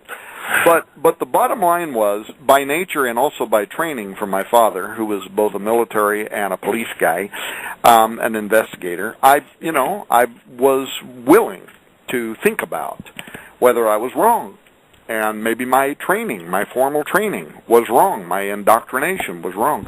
And over a long period of time, I would have never thought that now here today, I'm probably one of the leading personalities out there championing the angel view. But for me, it only happened as a result of being honest and following the information to where it logically took me, and that, of course, illustrated that all of the ancient texts, all of the early church fathers, all of them subscribed to what's now called the angel view, and it was only for political reasons that the church was trying to save face that in the 3rd century somebody invented what was called the Sethite view. So bottom line is, what I'm saying is, people who are honest and who can listen to what we are talking about will judge for themselves whether there is anything substantive about it. And I think they're going to have a very difficult time if they read the report in April, hopefully by the 15th, Exo Vaticana, the final report with all the documents and all of the hours of interviews with all these various world experts, people who some are even still in the government. I think they're going to have a very difficult time dismissing that there is something unusual going on, and part of it is at Mount Graham with that. When we went to that, by the way, we went with questions, and we didn't go with preconceived answers. We went with questions concerning high-level Vatican astronomers and what they had been discussing with media in recent years. Comments like Jesuit priest Guy Cosmonalgo, who later gave us an interview, a leading astronomer. He turns up in media as a spokesman for the Vatican all the time. He works at NASA. He's taught at Harvard and MIT. He currently splits his time between the Vatican Observatory and Laboratory, the Scuola Vaticana, which is the headquarters, the summer residence of the Pope, in Castel Gandolfo, Italy, where he's over the Pope's asteroid collection. He splits his time between there and Mount Graham in Arizona, and over the last few years, he has been focusing so much time and effort in an attempt to reconcile science and religion in public forums, but specifically as it relates to the subject of extraterrestrial life and its potential impact on the future of faith. And so as a result of that, we contacted him. He agreed to be interviewed via the internet from Rome. I will tell you that once he knew what we wanted to examine, that after giving us a whole lot of information, he then started keeping really short, if not altogether evasive, his answers. But on the upside, he was gracious enough to send us a copy of a private PDF, and it's a goldmine of what he and the Vatican are considering regarding the ramifications of astrobiology, specifically the disclosure of advanced extraterrestrial life. We are, by the way, also going to make that PDF available for free. But in it, he talks about how societies are going to look to the aliens soon to be the saviors of humankind. And then to illustrate that, the theological soundness of that possibility, he argues what I was talking to Steve about a moment ago, that humans are not the only intelligent beings that God's created. Non-human life forms, he says, are described in the Bible. And then to illustrate the kind of aliens that we're going to be in contact with, he references the Nephilim. And We will provide all of his quotes, everything that he said. But you have to ask yourself, just really, where are these people coming from? Especially when they start talking about Jesus being the potential child of another race, which is alien abduction by any other way of thinking about it. Bottom line is, there are Vatican scholars, not all of them, but the ones we talk to that are dealing with astrobiology, that believe that Jesus may have been the star child of an alien race, that the virgin birth in reality might have been an alien abduction. Now, they might not use that language, but all you have to do is read what they're saying. That's exactly what they're saying. She was impregnated by E.T. She gave birth to a hybrid Jesus. The star base, as the local Indians call it on Mount Graham, includes Dr. Christopher Corbally, the vice director for the Vatican Observatory Research Group on Mount Graham, up through this last year, up through 2012. He says that our image of God is going to have to change when disclosure of alien life is made and confirmed by scientists, including the need to evolve from the concept of an anthropocentric God into a broader entity, meaning the earth is not special, humans are not special, there's intelligent life all over the universe, some of them morally superior to us, and God is the broad entity that created all of them, and they're going to come here. They are going to teach us a better way. Vatican Observatory Director Father Jose Funes. He's also been in the news. You can Google this stuff where he's talking about our brother, but he says that they are going to confirm the true faith of Christianity and the dominion of Rome. In fact, when the El Observatorio Romano, which is a Vatican-owned newspaper, doesn't publish anything that the Vatican doesn't prove, when they asked him what he meant by that, he said, how can we rule out that life has developed elsewhere? And just as we consider earthly creatures as brothers and sisters, we would consider them as extraterrestrial brothers. They're part of creation.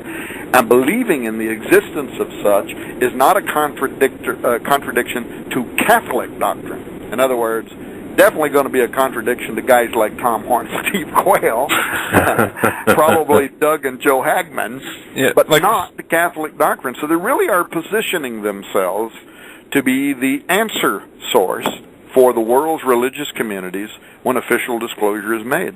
Now, they're either putting themselves in that position because they know something we don't know, or they're putting themselves in that position because they suspect something that we don't know. Well, may I answer? Yeah, hey, Tom. Of course, they not only know, they have their own.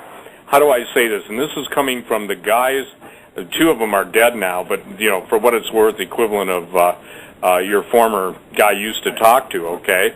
But they said the Vatican has their own, and it's not just the Vatican. Let's make this clear. The Protestants, some of the people you see in the highest non-Catholic positions in the world are, I'm just saying this, you need rowdy Piper glasses to see, and if you guys finally figure it out that the Democrats and the Republicans and all of those entities that you're seeing basically trying to take your ability to defend yourself against what's coming. Look at it this way. A good position to take is you don't surrender your guns, or guess what? It's not a question of hunting, it's you becoming the hunted. And I couldn't be more serious, but the point that people have got to understand is this, is that it's everyone's responsibility to take what they're hearing tonight from Tom Horn, Steve Quayle, and you take it to the Lord in prayer. If you don't know Jesus, you should ask Him to reveal Himself to you, because in this battle that's going on in the unseen world, and whether it's with infrared or ultraviolet, by the way, there are certain alien entities that can only be seen in a UV light versus infrared. There are different ends of the spectrum. The point being is that we are now involved in a battle where it used to be theoretical. Basically, people could say it's spiritual, theological. Right now, it's in everyone's face. It's in everyone's front yard. And it's soon going to be the things of men's nightmares will be common as the daily events and the daily headlines. So please, ladies and gentlemen, I want to share something, Doug, real quick. When I wrote the book, Aliens and Fallen Angels, The Sexual Corruption of the Human Race, I think the title was so fit. And Tom, I think you even, when we first met each other a decade and a half ago or whatever, you even remarked on that. The fact that you would use that puts such a define aliens and fallen angels, the sexual corruption of the human race.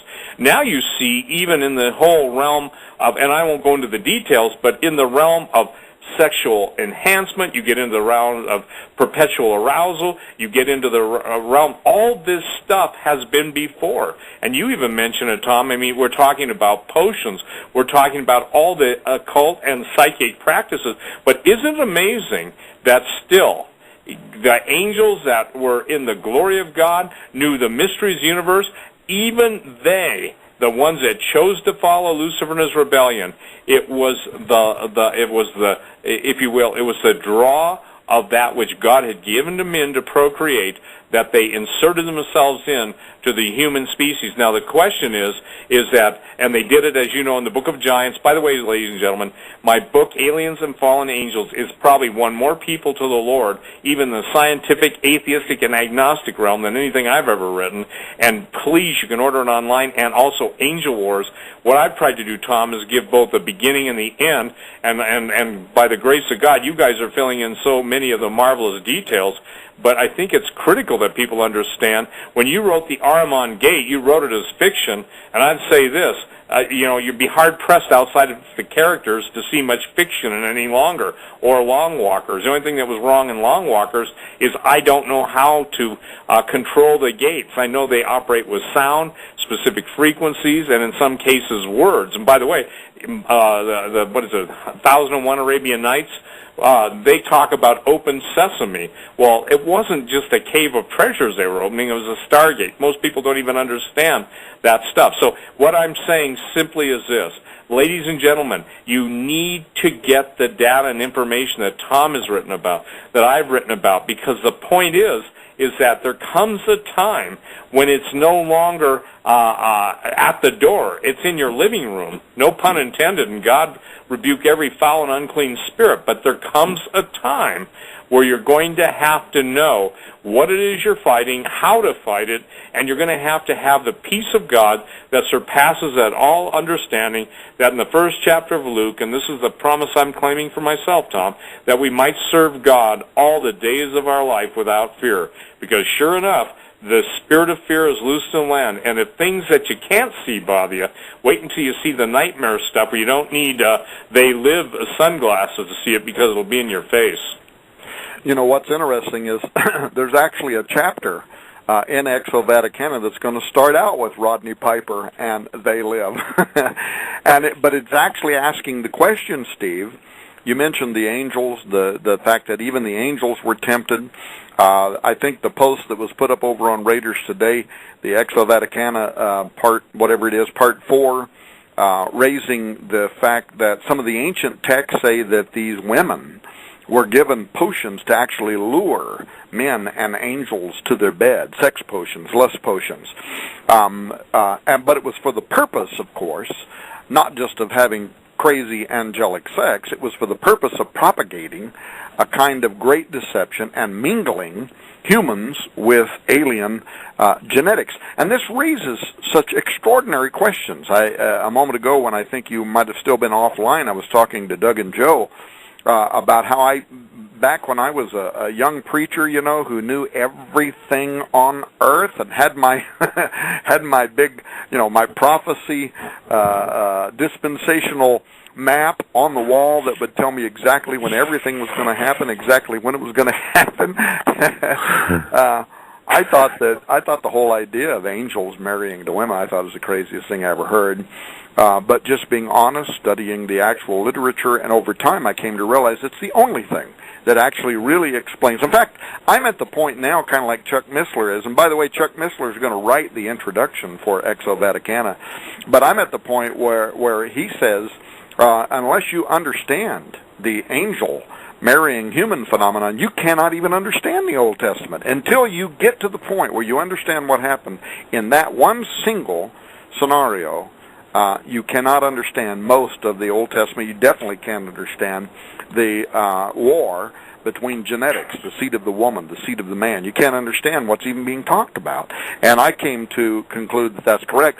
But the question that's going to be asked in probably the next entry, it ought to be put up probably Tuesday or something on Raiders News Update. The very next question is going to be not just, was there an early vanguard? Did it happen once before? But is it happening right now? Are there on Earth humans that are only part human genetics and they're part something else? Now, yes. This is a question that raises a significantly distressful question, and that is whether there are human-like creations on Earth that do not have a redeemable soul in the Judeo-Christian sense. That is, the soul of a human, as different than the nature of any animal, in that man alone was made in God's image, and in the essence of the human person, it is capable of union with God now and transcendence from mortal to redeemed immortality after death. It can be redeemed. This is a debate over a question that right now, probably most people on the internet may not know much about it, but it is a furious debate that is going on among some scholars. It extends as far back as the early Christian fathers throughout the Middle Age, especially during the Inquisition by the Roman Catholic Church. The question of whether there were human-like beings. In other words, they live. Roddy Piper puts on his glasses and finds out they're actually something else, though they look just like humans. And it's the subject of whether hybrid humans can be redeemed. This is a question that resurfaced not long ago. By the way, I was having lunch with the state superintendent of the Oregon District Assemblies of God, Cat Marks, and several other state representatives. And Cat leaned forward, and he said, Tom, he said, I just read the novel, The Ahriman Gate, that you and Anita wrote. It was good. But he said, one thing really bothered me. He said that part where human genetics were combined with what the scientists in the book thought was alien DNA, and this led to the revival of Nephilim. He said, I never liked talking about that subject when I was a pastor because, he said, I hate the implications that there could be mutant humans that cannot be saved. Well, his abhorrence of the issue, of course, is shared by, I think, all people of goodwill, me too. But whether we like it or not, it doesn't change the fact that Nephilim, as described in the Old Testament and in the ancient book of Enoch, were devoid of natural, redeemable souls and spirits. Genesis 6:9, only Noah, and by extension his children, are found perfect in their generation. That's the Hebrew word tamim, which means without blemish or healthy. They're the only ones that can be saved from the flood. The same words used in Leviticus to describe an unblemished sacrificial lamb. And of course, we know that the meaning certainly wasn't that Noah was morally perfect, but that his genetics had not been contaminated with Nephilim descent, as apparently the rest of the world had become.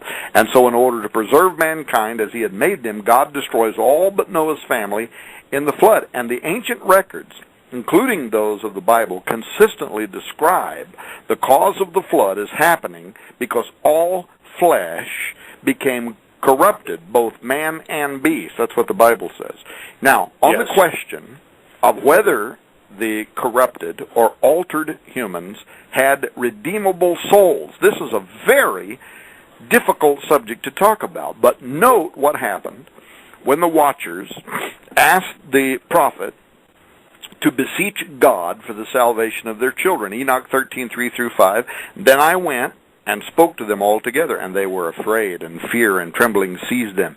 And they besought me to draw up a petition for them, that they might find forgiveness, and to read their petition in the presence of the Lord of heaven. For from thenceforward they could not speak with him, nor lift up their eyes to heaven, for shame of their sins, for which they had been condemned. End quote. Now, Enoch takes this petition to God. He informs the watchers afterward, and their hybrid children. He informs them of their situation, whether they can be redeemed. Here's what he says, Enoch 14:4-7. I wrote out your petition, And in my vision it appeared thus, that your petition will not be granted you throughout all the days of eternity, and that judgment has been finally passed upon you. Yea, your petition will not be granted you. And from henceforth you shall not ascend into heaven unto all eternity. And in bonds of the earth the decree has gone forth to bind you for all the days of the world, and that previously you shall have seen the destruction of your beloved sons. He's talking about the Nephilim.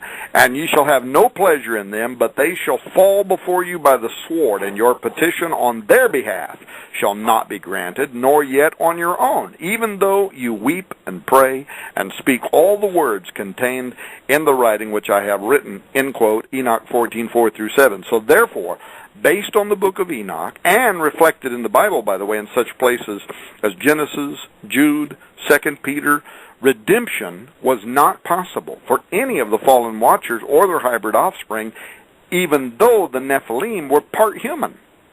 Now, in that sense, Nephilim, maybe they're compared to an extraordinary primate, intelligent like men and angels, maybe even possessing human genetics, but not Homo sapien, as fashioned by God in His image.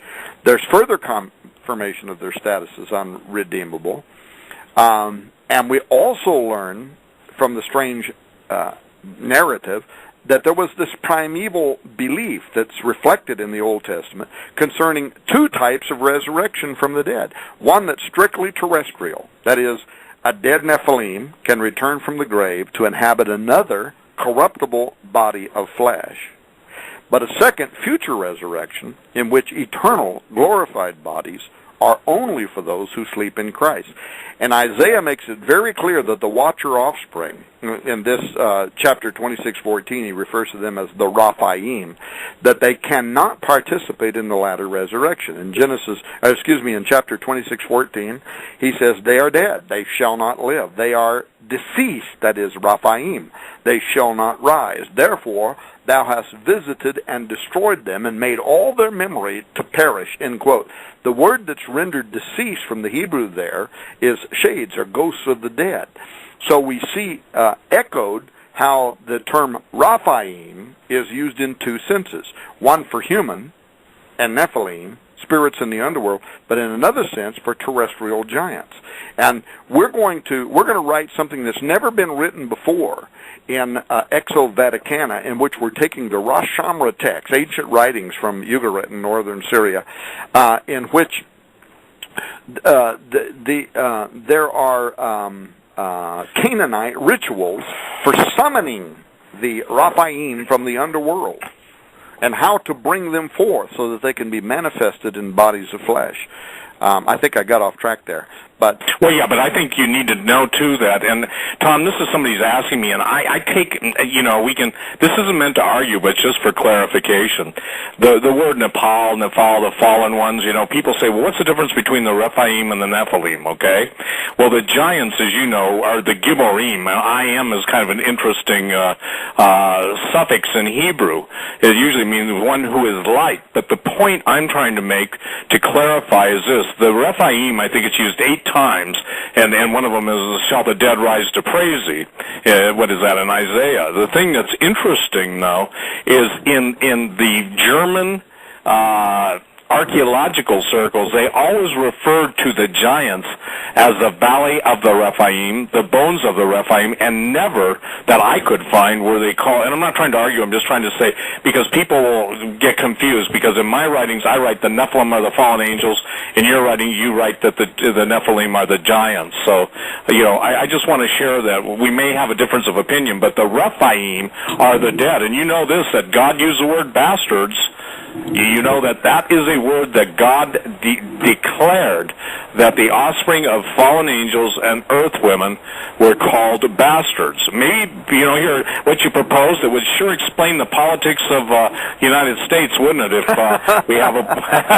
Yeah, you may have prophesied something so accurate, so clear, and so concise, and you said earlier about the Assembly of God. I can only tell you this, obviously having grown up in the Assembly and being offered my papers, and I didn't know what that meant, but the point is that they really don't want to go here. And when I wrote Genesis 6, Master Builders of the Human Race, the thing is that it's hard to get people to understand that redemption, this is why there's such, I would say, cheap grace and not such an appreciation for God's amazing grace, just like the song, because we are the focus of interdimensional jealousy, absolute rage that we can be redeemed through the blood of Jesus through repentance and turning away, and that's something that's forbidden to some of the most powerful archons, the most powerful cherubs, i.e. Lucifer, the most powerful fallen angels, obviously those that fell with him. And if people understood that if entities that had seen God, had ministered under his command, had beheld the glory of the Lord and could no longer even lift up their eyes, yet the Lord says to us, lift up your eyes for the King of glory. And the thing is, David said, from whence cometh my help? I will lift up my eyes. My help cometh from the Lord. The thing is that this is so amazing to me that when you put into context salvation, redemption, sanctification, in other words, God loving you, God saving you, God teaching you, us being able to walk, be transformed in our inner man, and this does not have to do with any label. It just is a relationship with the living God, that the angels in heaven hate that so much that they're cast in their fury, and every demon, that we have something they can never have, and that's called redemption. And what a blessed, wonderful revelation. If God would grant to his people who call themselves by his name how much he loves them and how important Jesus saw our value even when all of us were sinning, and the fact that he would give himself for us to be redeemed, that image and likeness is so marvelous. Image, yes, but likeness only through redemption.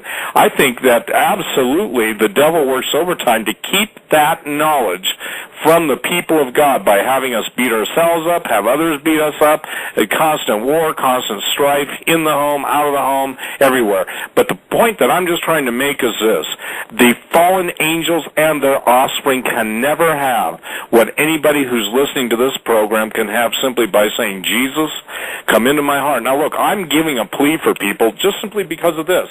There is no context I know to talk to people in outside of that of the blood of a lamb. And we're sharing the word of our testimony. You opened up about something you've never spoken before, and we've known each other a long time, and I've never heard it. But the point is that all things that we are sharing, all things that God has given us, the grace and knowledge and understanding it, is for one reason. He loves his creation. Surely the Lord God will do nothing except he reveals his secrets to his servants, the prophets. And the man with the argument or the man with the false doctrine does not win his case until he ultimately becomes honest and searches out the Scripture to see if what we're talking is true. Well, amen and hallelujah. I mean, what am I supposed to say? Yeah, no. I'm just saying that because I'm getting a bunch of emails. Okay, but, so maybe I can respond to the email. But bottom line is what I was talking about the Raphaim, and I definitely don't want to. I don't even know how much time we have left in the show. I don't want to get bogged down in the. We got about half an hour of these. Okay. I was talking about the Canaanites beckoning through the Rosh Hashanah text, trying to bring the Raphaim up from the dead. While they did that, though, the prophet Isaiah actually described those shades greeting the defeated king of Babylon within the infernal region. Isaiah 14:9 says, "Hell," that is Sheol, "from beneath is moved for thee to meet thee at thy coming. It stirreth up the dead," and that Hebrew word there, dead, is Raphaim. "It stirreth up the Raphaim for thee, even all the chief ones of the earth. It is raised up from their thrones all the kings of the nations, and they shall speak and say unto thee, Art thou become weak as we? Art thou become like unto us?" So the passage is actually mocking the king of Babylon as spirits of dead royalty, according to their belief system, welcome him to the underworld. But this also prefigures the final fall of Babylon the Great, like you would read about in Revelation 17 and 19, and the defeat of Satan, like you'd read about in Luke 10 and 12, that you were talking about, Steve. It also even looks back on the fall of Nimrod, for that matter, at Babel in Genesis 11, who was also believed to be a giant. So it's clear that the term Raphaim designated earthly giants because in Numbers 13:33, the sons of Anak are said to be descended from, literally, children of the Nephilim, and these Anakim are described as Raphaim in Deuteronomy 2. So Correct. the ancient Hebrews translated the Septuagint into Greek, understanding that the prophet Isaiah was using Raphaim in this second sense to predict a return of these giants with monsters, like we said earlier, at the advent of the destruction of Babylon. But it also describes dead Nephilim. That's the way the Amorites looked at it, and Isaiah seems to go along with that idea that dead Nephilim in the underworld are used by the title Raphaim, and under some extraordinary circumstance, they have the ability to rise back up into a temporal, a corruptible body. And that goes along with all of these other various prophecies we were talking about, that in the last days, like the 16th chapter of the book of Enoch, the deceased offspring of the watchers, the spirits of giants Nephilim, are released at the end of time to bring forth slaughter and destruction upon man. 1 Enoch 16 says, 16:1 says, "For the days of the slaughter and destruction and death of the giants, from the souls of whose flesh the spirits have gone forth, shall destroy without incurring judgment. Thus shall they destroy until the day of the consummation, the great judgment, in which the age shall be consummated over the watchers and the godless, yea, shall be wholly consumed." So there's all these various prophecies that the Old Testament prophets in the canonical scriptures seem to agree with, that tell us that the last days are going to be accompanied with a return of these giants. So I don't know if I answered the question that the person was emailing you about, but my bigger question was, or my bigger statement was, based on the documentation that we are working on right now, there is a persuasive argument that there are genetically altered humans on Earth now. And in fact, by the way, I already know that to be a fact because of the research that we're doing for the documentary on transhumanism. There are super soldiers, super soldiers too are you know, they're modifying Americans or soldiers, and what I've been told is that the DNA, every time there is a giant find or a mummy find of a giant or a sarcophagus, the DNA is preserved, and they are utilizing that. And can you imagine having, the entities, some of the worst entities in the history of the world, a new body, if you will, or container built for them, and then the spirits being loosed and coming and reanimating those things? You know, well, that's a pretty heavy thought. I got a bunch of emails lately from people concerning the third season of Conspiracy Theory with Jesse Ventura, the true TV program, and in particular, one edition that looked into human-animal hybrid experiments that supposedly have gone beyond the Petri dish, with rumors of a real-life Planet of the Apes being created. That's a quote from their website.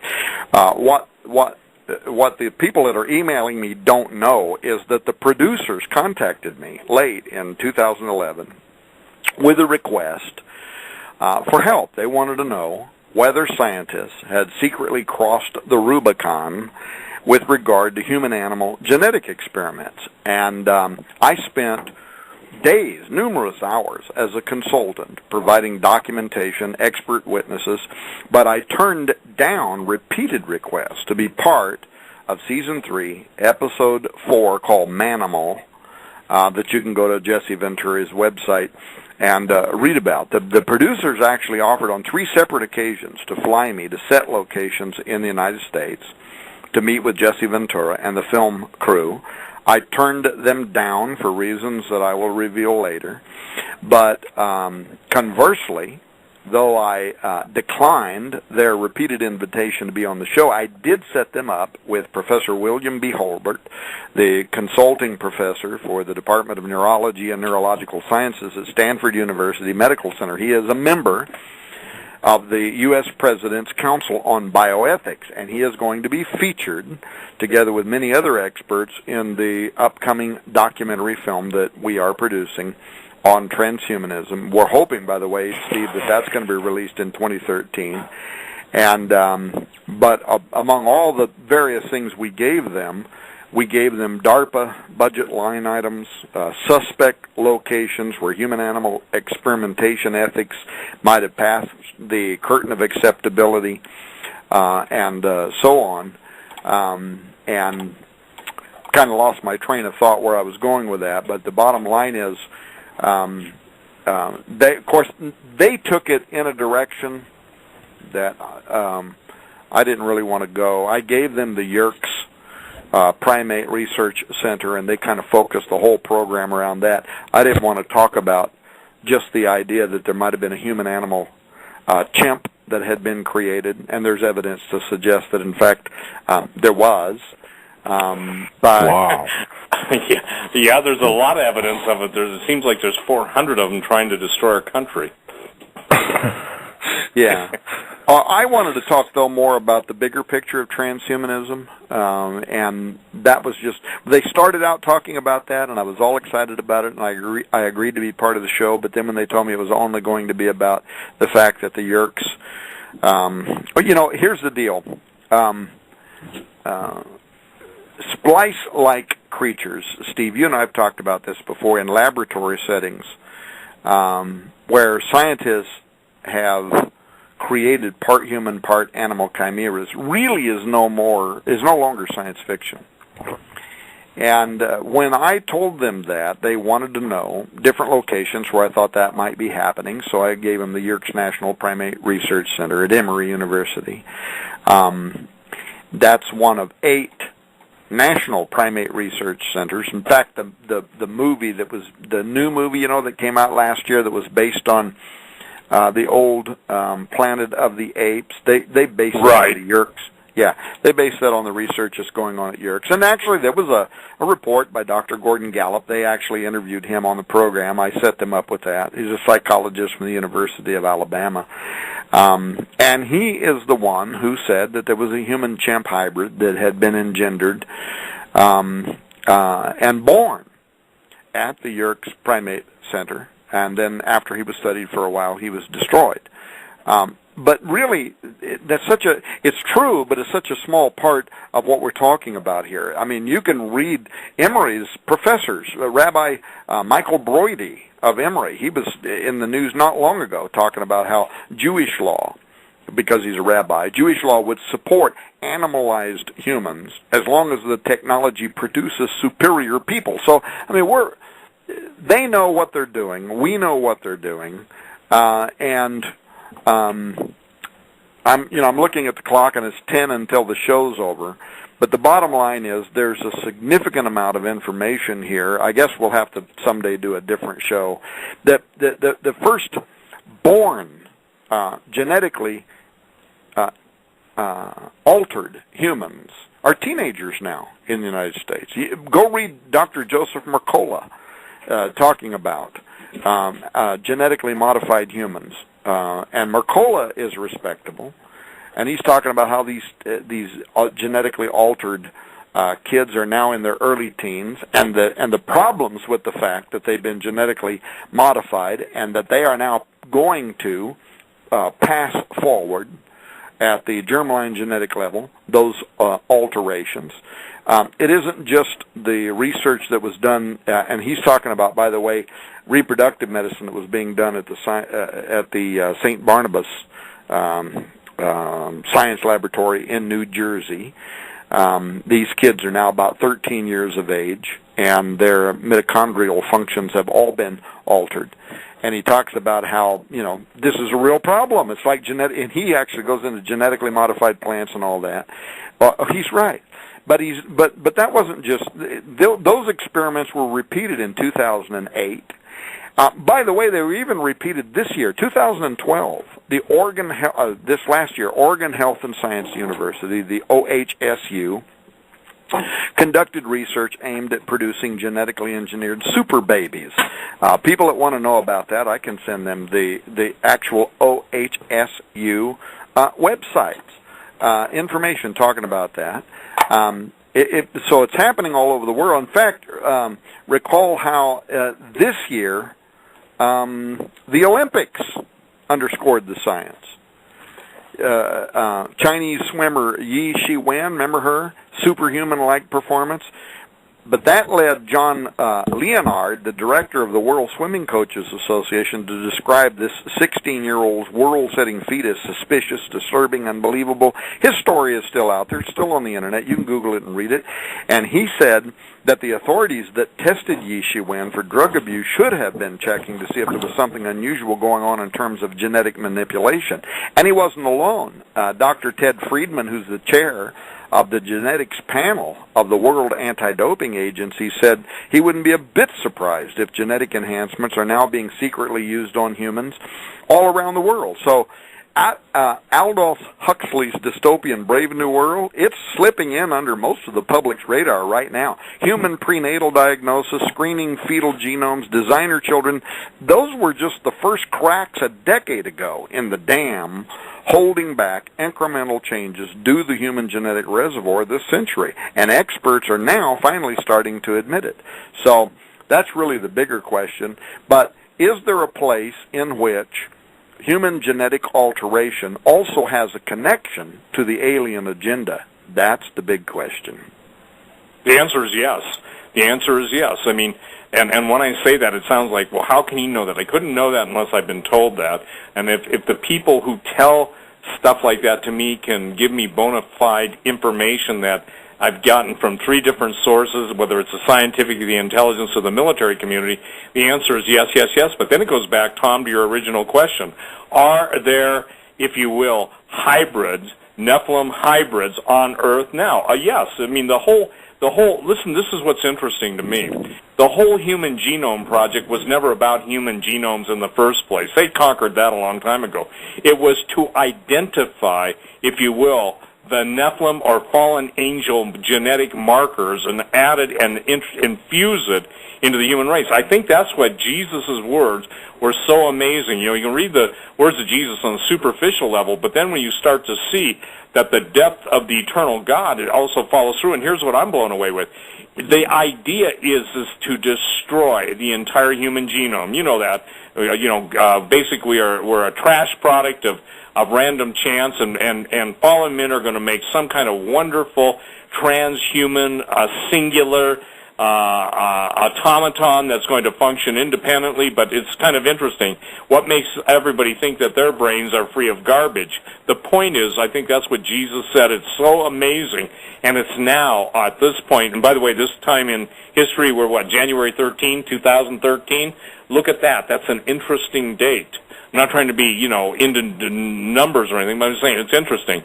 We're in 2013, and we're on January 13th, and usually, Tom, and I'm just saying this because God orchestrates. We get to be the instruments in His symphony, but usually that's indicative of something coming up. Yes, there's Nephilim blood. Yes, that's what the Human Genome Project, it's a lie. It was to identify the Nephilim genetic markers so they can integrate it. You think DARPA doesn't have fun with us? I'm sure that more computers will listen to this, and more federal agencies, not just, the 3-letter ones, but I'm saying research will be on, and they'll be asking themselves, now, how do those guys know this stuff? Are they guessing it, or are they mocking us because we're missing it? You and I know that to be a fact. We've done drill downs on who's listening to our shows in the past, and we've had every agency of the United States government listening in. Listen, ask yourself, why did the World Economic Forum, this is the meeting, the WEF that has its annual meeting in Davos, Switzerland, why is their new report, Global Risk 2013, they're calling on governments to prepare for 2 things. Number 1, genetically altered humans, and number 2, prepare for extraterrestrial life contact. I have the full report, and it's astonishing. Now, why would they be combining genetically altered humans with the need to prepare for extraterrestrial life impact. It's because they are connected. In fact, the British Academy, the Royal Academy of Engineering, and the Royal Society to produce a narrow joint study in this year, 2012, they produced a study called Human Enhancement and the Future of Work. You probably saw that. And they documented the alarming trend aimed at augmenting humans cognitively and physically. And they warned that we're now entering into a hybrid age. But there's an example from page 26, if you haven't read it, of their work that highlights how people are going to be engineered, Steve, in the near future to have serpentine qualities. Here's just a short excerpt. Participants discussed how this is a short excerpt, these kinds of techniques may in the future aid research into the extension of the range of human vision to include additional wavelengths. We're talking now about infrared technology a la Mount Graham, the Lucifer device. Back to the quote. Examples exist in animals such as snakes that can detect infrared wavelengths, which might provide a source of research for developing approaches that can be used in humans. Potential applications could be envisioned in the military, but also in other employment, from night watchmen, safety inspectors, gameskeepers, including the possibility of enhanced visions at night, end quote. So the report goes on to assure that tomorrow's snake people not only can see in the dark, but that they are appropriately plugged into the end times grid they serve. They're going to have Borg-like physical digital enhancements like cybernetic implants, advanced machine interfacing technologies. This all according to the leading and oldest scientific body in the world, the Royal Academy, producing their 2012 report called Human Enhancement and the Future of Work, talking about tomorrow's humans being engineered to have serpentine qualities and also being plugged in to the Borg system. So it's coming, and the world better get ready for it. The World Economic Forum is saying they better get ready for it out of Davos. The British Academy is saying it. The Royal Academy is saying it. And Tom Horn and Steve Quayle are saying it. You better get ready. It is coming. And we've only barely scratched the surface of all of the documentations, audio files, and everything else that we will be providing in the April 15th investigative report called Exo Vaticana, and it's literally going to take people by surprise, I think, but highly documented, well researched.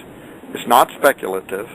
I'm frankly just not sure that people are going to be ready for what we're going to publish, but we're going to do it anyway, just like we always do, Steve. Well, that's what you got to do. And, you know, I've got to tell you something. When you talk about and quoted the serpentine, I will quote you the words out of Conan the Barbarian.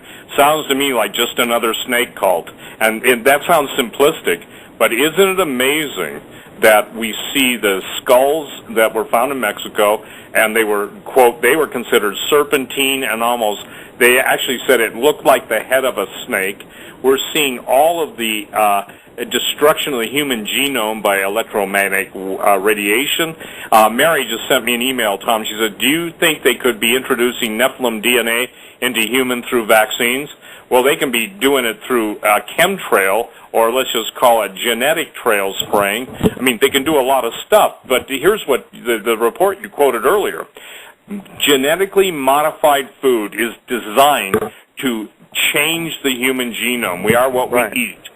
And as you get the, and you know this too, as you then introduce a mutagenic form of electromagnetic radiation or infrasonics, you can then mutate even your recombinant DNA if you want. So what we've got here is we've got the siren's cry to destroy the DNA, and instead of a double helix, who knows if they want a triple helix or a half a helix, but the point is that they're working overtime to destroy the last seed of Adam, and you know that was the whole point, and you covered it wonderfully, Tom. Noah and his family were the only genetically pure stock. They certainly weren't morally pure, but God still was able to raise up a lot of people from he took it down to 8 people, didn't he? before he, did the flood. So the remnant is going to be very small. Vaccines are the kiss of death. And by the way, ladies and gentlemen, just on the flu that's out there, ask yourself this: how can it be so many cases in the United States so quickly, and then another good night outbreak in I think France, 430,000 people? We are in the times that Jesus spoke about, and the entire transhumanism, it's nothing more than the devil's ultimate and total destruction of humanity and trying to make the Word of God to no effect. I mean, isn't that truly the bottom line, Tom? It is. Hey, I'm looking at my clock. I think time's up. Take the last 3 minutes and close it out. Okay. Well, anyway, bottom line is revealing, isn't it, that many of the technocrats that now envision the recalibrating of humanity into Homo superior, how that they admit in their own works being influenced by the works of men like Friedrich Nietzsche, from whom the phrase "God is dead" derives, and Goethe, the author of Faust. Nietzsche, of course, was the originator of the Overmen, that Adolf Hitler dreamed of engineering, and the entity that he said, according to Nietzsche, we would eventually evolve into. So it's the ancient watchers, again, the transhumanist dream of giving life to Nietzsche's Übermenschen by remanufacturing men with animals and plants and synthetic forms of life and altering our genetic makeup through viruses that are injected into our systems and foods that we are eating today. But if a person knows who they are in Christ, I still believe that there can be supernatural protection, supernatural intervention, something Amen. that can preserve our makeup, even our genetic makeup, that it won't touch us. It's like, in the plagues of Exodus, how the angel passed over. And I believe that we're in that situation, and Christians, true Christians, may have to learn again pretty soon about the supernatural intervention that can occur on our behalf when we are covered by the blood on the doorpost, the blood of Christ.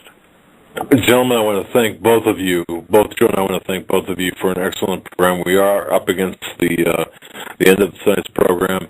Visit Tom Horn's website, RaidersNewsUpdate.com, and Steve Quayle at stevequayle.com.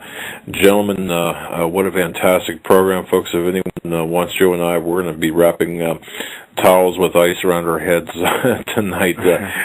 I'm telling you, just a fantastic program. Get this out, share it, whatever you can do. Yes. And I want to say thank you to Mr. Tom Horn and also Steve Quayle for making this possible. It's been a blessing having both of you on our show, sharing this information tonight. God bless you both. Hey, Doug and Joe, Steve, thanks a lot for allowing me to be part of it. Good night, Tom. Great job. Good night, guys. Thank you. Good night.